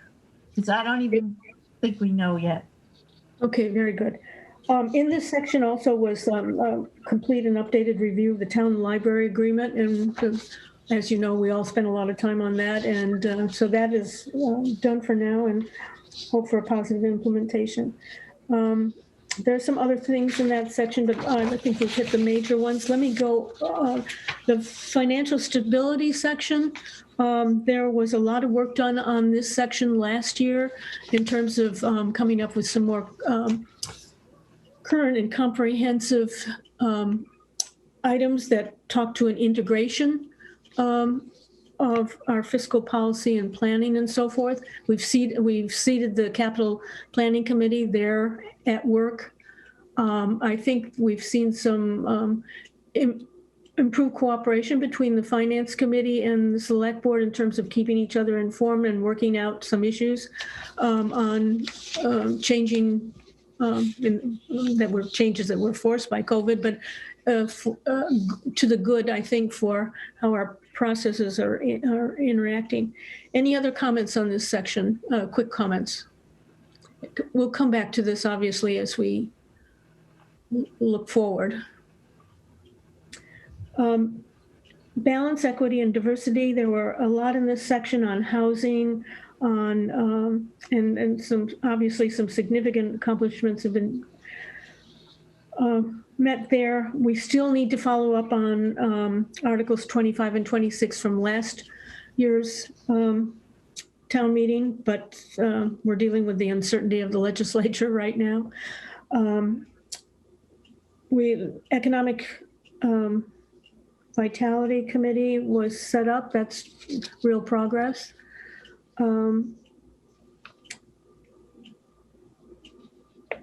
And I think we've seen some forward town movement on the sustainability principles across town decision-making areas and opportunities for that have either come up at town meeting or in the completion of the climate action and resiliency plan that the town worked on. I think it's also just worth noting that there are cases in which, the town has gone above and beyond the goals that were set. And in particular, the COVID response, the economic vitality focus, which you see here, we almost took economic vitality for granted last year, but now we no longer can.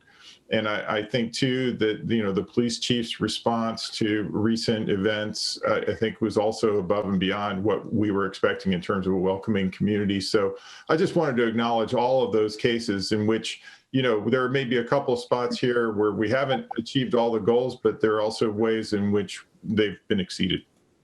It's an excellent point. And, along those lines also in terms of infrastructure for wastewater and so forth, there, with the progress that was made in the land court, NAGOG,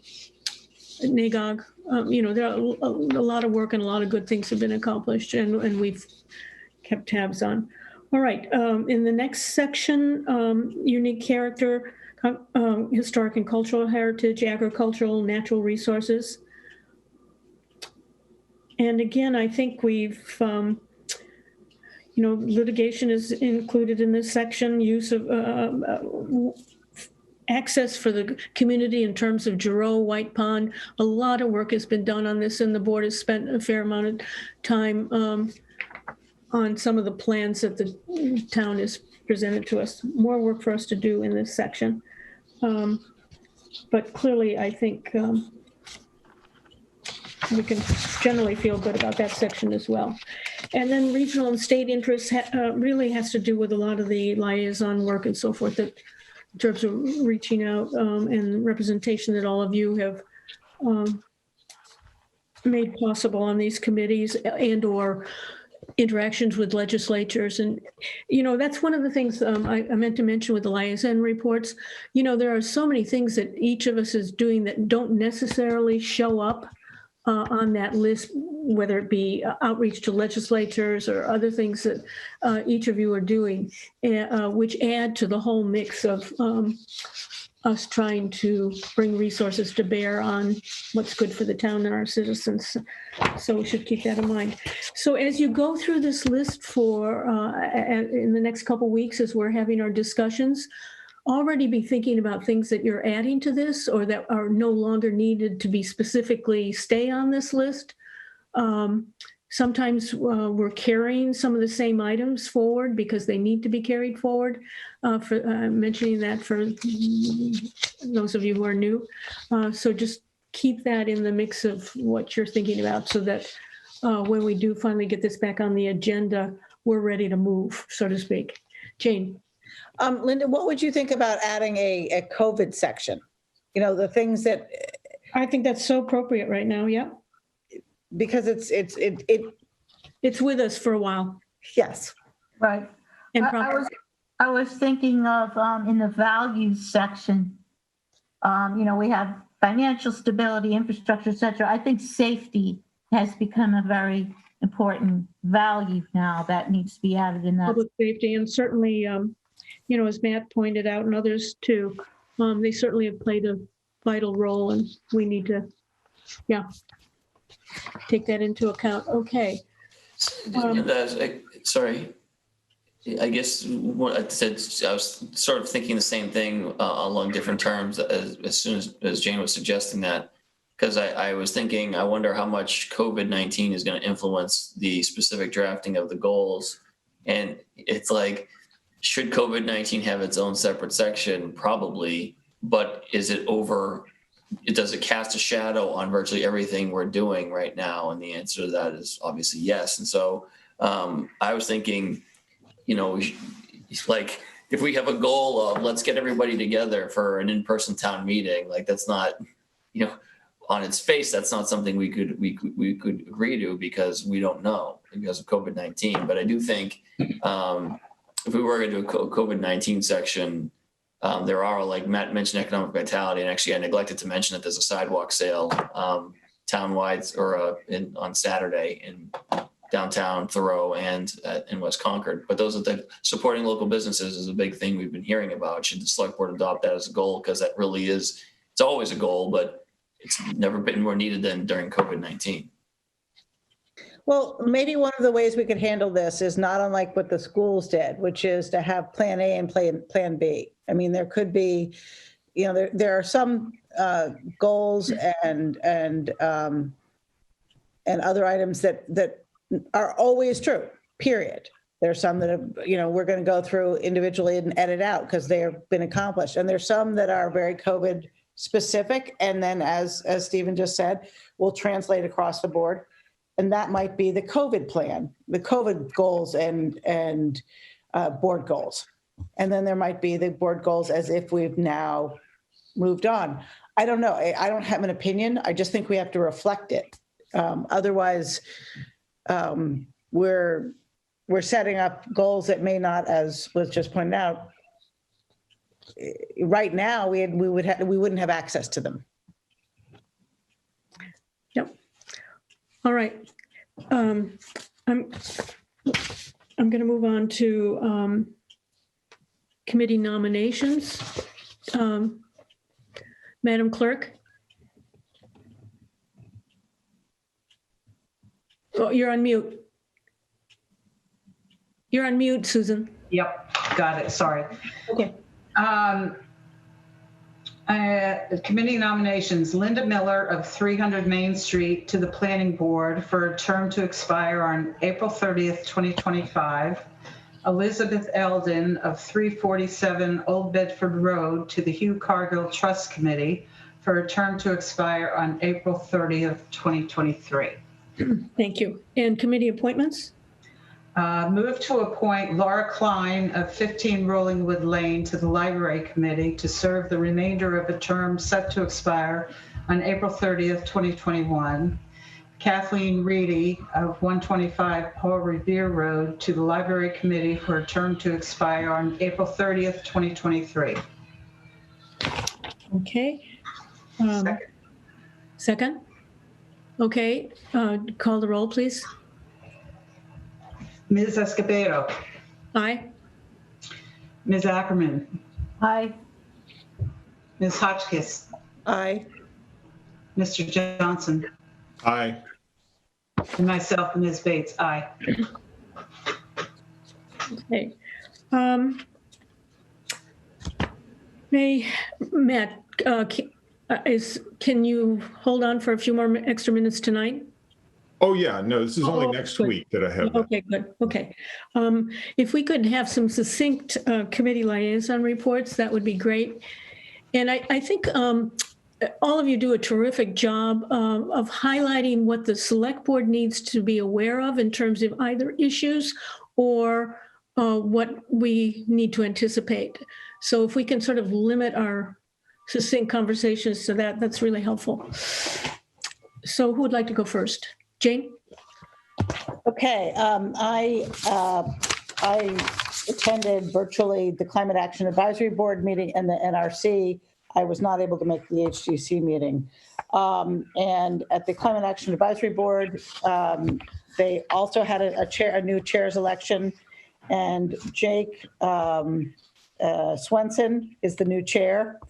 It's still unclear as to whether or not they're going to have a vice chair or a second chair formally, or whether it's going to be, they're going to have an informal process.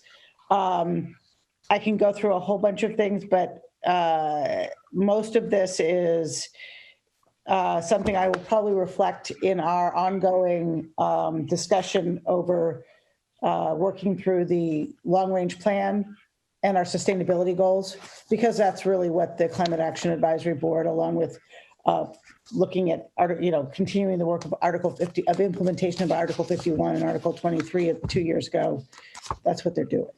The NRC said a sad goodbye to Lynn Huggins, who's finished her term. I need to touch base. This is, I'm exemplifying what I'm going to do as a liaison member. I'm going to touch base with the chair to find out what kind of skills they're looking for in that open seat. And in terms of any highlights, I would say probably the discussion over, let's see. I mean, I think that I can consolidate it as one of the most difficult issues that it comes in front of the NRC regularly is holding the line on the no build zone. Because there are always reasons that are put forward by citizens in town, residents in town, for why they are either creeping over or that they need this small section of space. Sometimes it's a big piece of it, and sometimes it's not. And we saw both sides of this. We saw one piece that was dealt with because the resident said, "Okay, I understand. I'm going to resubmit." And another, it's really about a family's needs based on changing health. And so, it's one of the things that makes the NRC a challenging space to be. It also is one of the reasons that we have such strong wetlands rules, because the NRC really does enforce its obligations.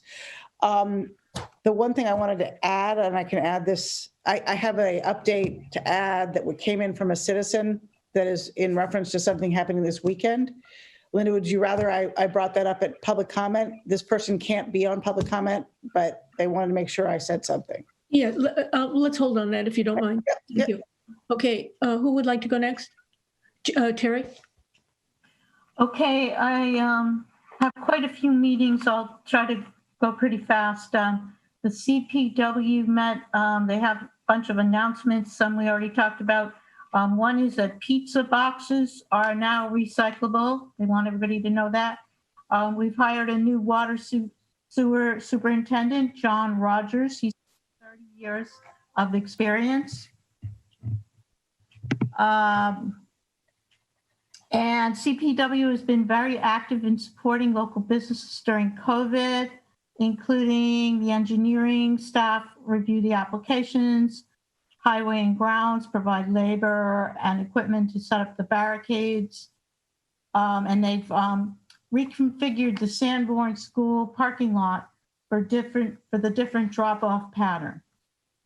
At the Commission for Disabilities, they now have developed some placards.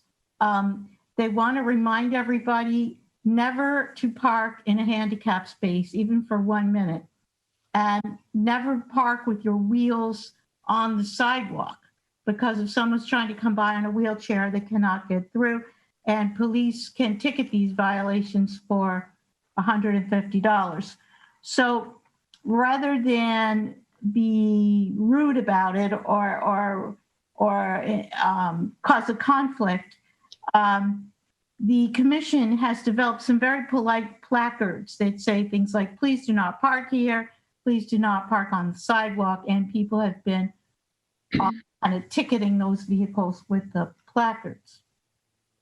Also at their last meeting, HDC Chair Peter Nobile attended, and that was a really good interaction between the HDC and the Commission on Disabilities.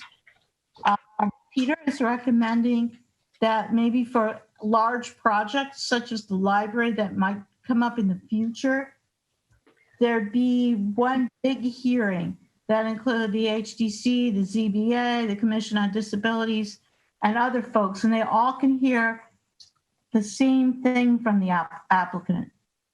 Because we've had kind of a thing where we're going round and round on this parking, and if we had had one big hearing in the beginning where all those boards attended, that might have saved some time.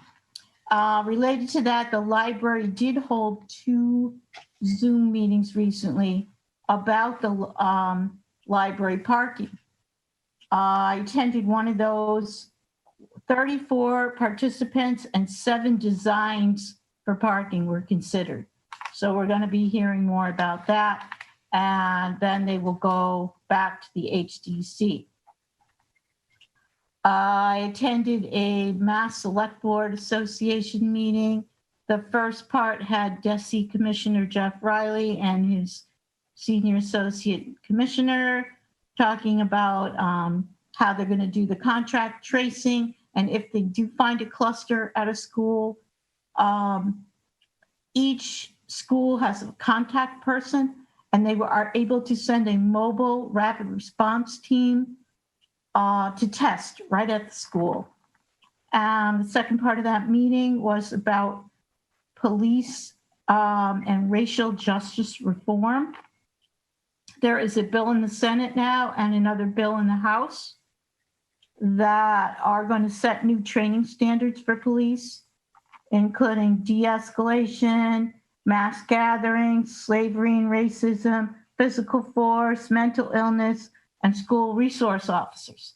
And then these officers will be certified that they've had these trainings. So a lot of changes coming in that area.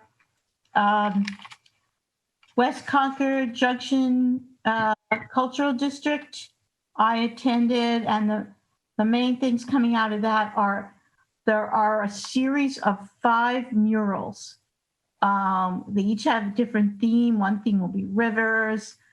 Each mural is made of hundreds and hundreds of tiles, each created by a different artist. The first mural is beautiful. It is now hanging up at Reasons to Be Cheerful on the side that faces Lawless Upholstery. Really beautiful.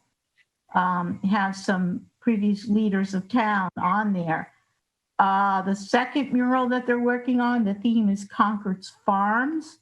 And I actually went over and painted one of the tiles the other day. They are looking for more volunteers. They're looking for sponsors. So this is a fun project that anybody can get involved in. So Terry, excuse me, but are you almost finished? I'm almost done. Okay. They're forming a team with representatives from the West Concord Advisory Council and West Concord Junction Cultural District to revise the design guidelines, because those guidelines were written in 2010 and things have been changing since then, including COVID. The Capital Task Force finally met after a long break, and Elise Woodward is the new chair.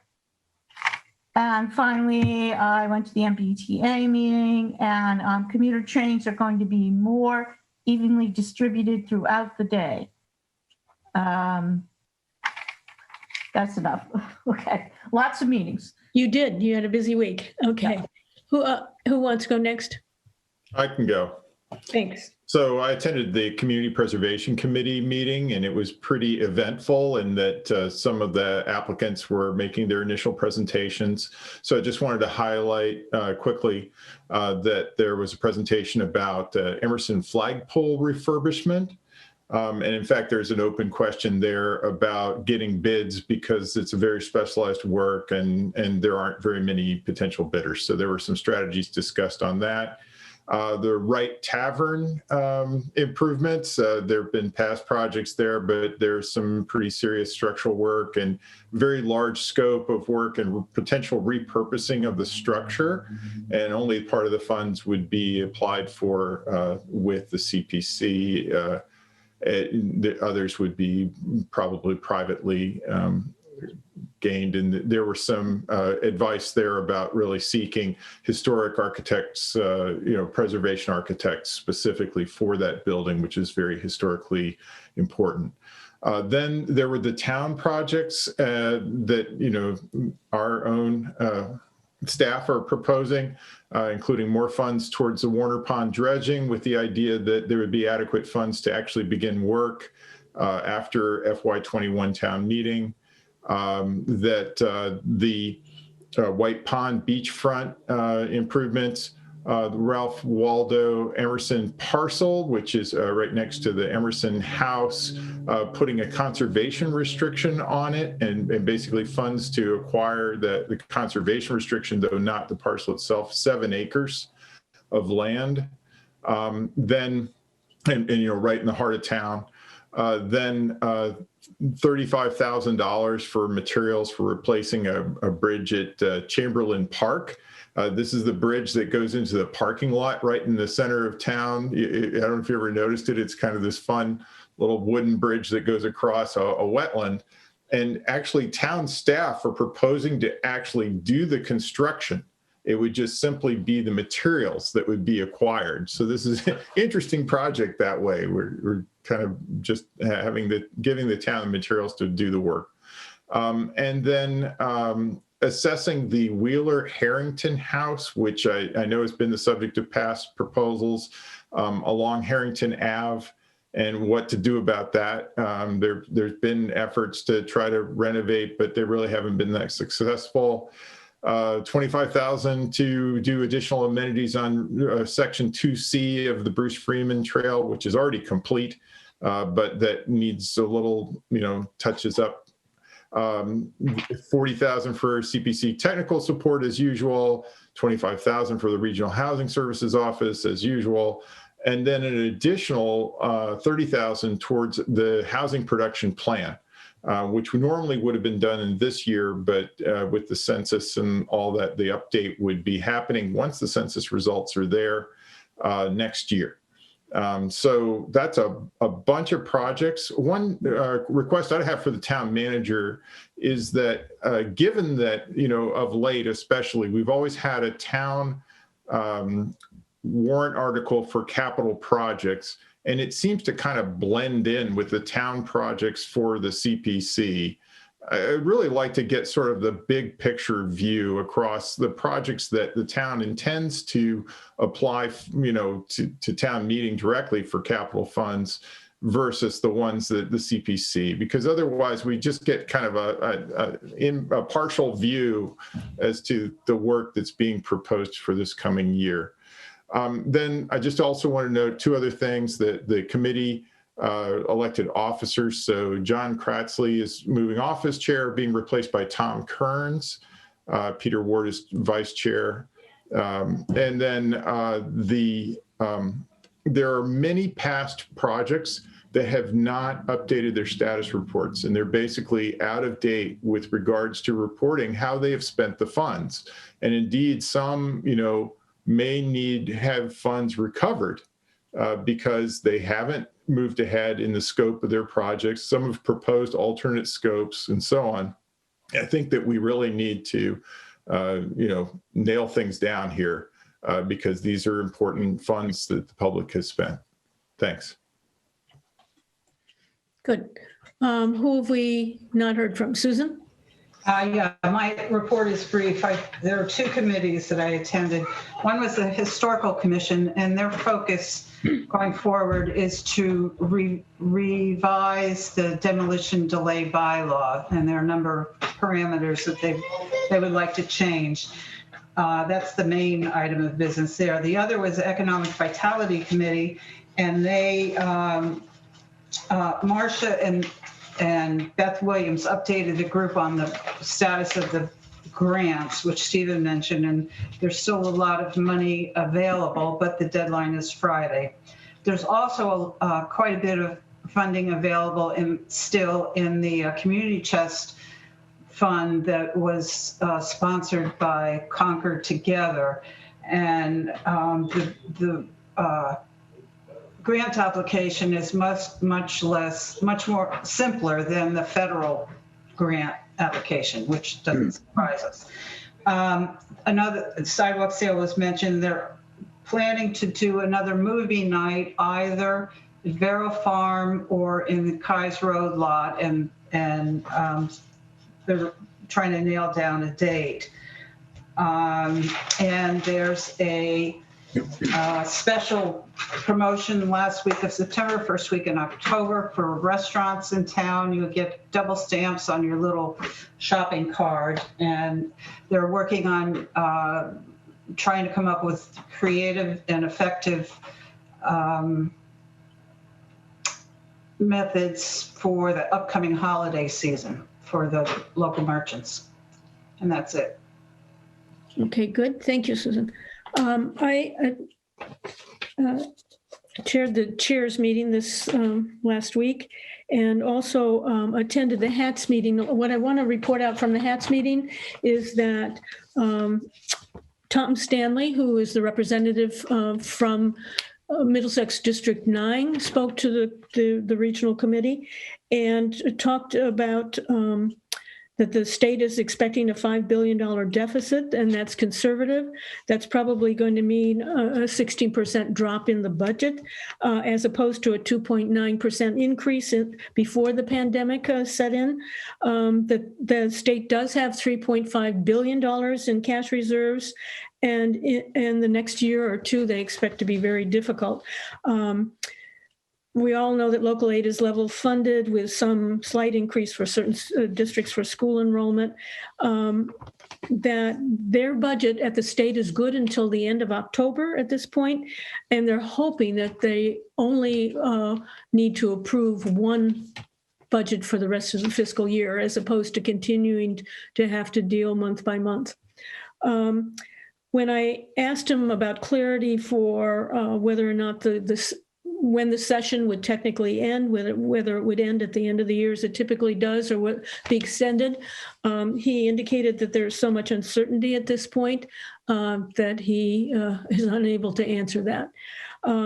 I also asked if he had some sense of whether bills would be coming out of the conference committees, like home rule petitions and some other things, because there's a whole number of bills that are sitting in conference committees. And he again apologized and said, we just don't know. Clearly there are the attention that the budget and the police reform initiatives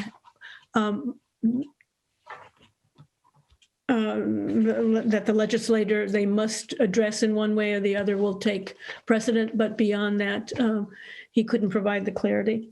And so I think that's the highlights from that. The only other thing I will mention is that in the meeting, the recent request the town received from Hanscom Air Force Base related to soliciting comments on an environmental study as they moved the MITRE Corporation employees to a future commercial building, and it's not clear what future commercial building means at this point, has a very short timeline. And so hopefully our town departments or somebody is providing some feedback on that for that Hanscom Air Force Base study. I think I've asked Jeremy to send a copy of that to you as well as select board members. And that concludes the highlights for me on that. Miscellaneous correspondence, I think we have some attached. Yeah, and Jane, you wanted to make a comment. I did. I wanted to bring up Peter Nobili, who is reporting this as the board lead for First Parish. Wanted me. He was posing the question of what does Concord have? What kind of town statement could there be made around hate speech? Apparently, around hate speech. Sorry. I guess the same coterie of individuals led by Diana Ploss, who've been meeting at the Rotary, have a scheduled, he's calling it a targeted by, but a scheduled protest or something outside of First Parish from 10 to noon this Sunday. And apparently this has been happening at other different UU churches with a lot of hate speech being shared by the group in hopes of creating a real event. And he was asking the town get in front of this with some kind of condemnation about hate speech, period. Well, I think in an earlier statement, I'll just comment on, briefly on that. In the one of the earlier board statements that was made, I think it specifically, if I recall correctly, I think there was a condemnation of hate speech incorporated in the phraseology of those statements. I think in part, it was also, we did some of this in our welcoming community work, but yes, I mean, we obviously have to dig in. The reason to bring it up right now is that we won't have another select board meeting before this event happens. There will be obviously the need, and I'm sure that the church is already involved in notifying the town staff and town departments. And I assume that Stephen, you're familiar with this event upcoming. I didn't know anything about it until he reached out. And hopefully they've reached out to the Human Rights Council in town. Yeah. I was not really aware of that specific one, but I would say that, there's the First Amendment, as you know, is limits what we can really regulate with town departments. And so I want to be able to make sure that we don't have something, escalate, but right. I also have been through this enough times to know that I don't think there's a lot we can do, but I can certainly talk to Chief O'Connor, make sure he's aware of it. I think it's more about preparedness and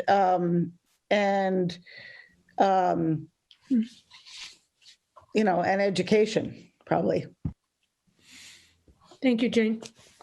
Can you would you mind having Peter email me directly with his concerns, and then I can kind of start a chain? I will talk to him. Yep. Thank you. Thank you, Jane. Public comment? Is there any public comment this evening? All right, so I would entertain a motion to adjourn. Thank you, everyone, for indulging the first meeting here. Yeah, great job, Linda. But yeah. We've got a lot of meaty things that we've got to get into right away, so thank you, everyone. Move to adjourn. Second. Roll call, Madam Clerk. Ms. Escobedo. Aye. Ms. Oh man, it's been a long meeting, huh? Ms. Ackerman. Aye. Ms. Hotchkiss. Aye. Mr. Johnson. Aye. Ms. Bates. Aye. Good night, everyone. Thanks so much. Thank you. Bye. Aye.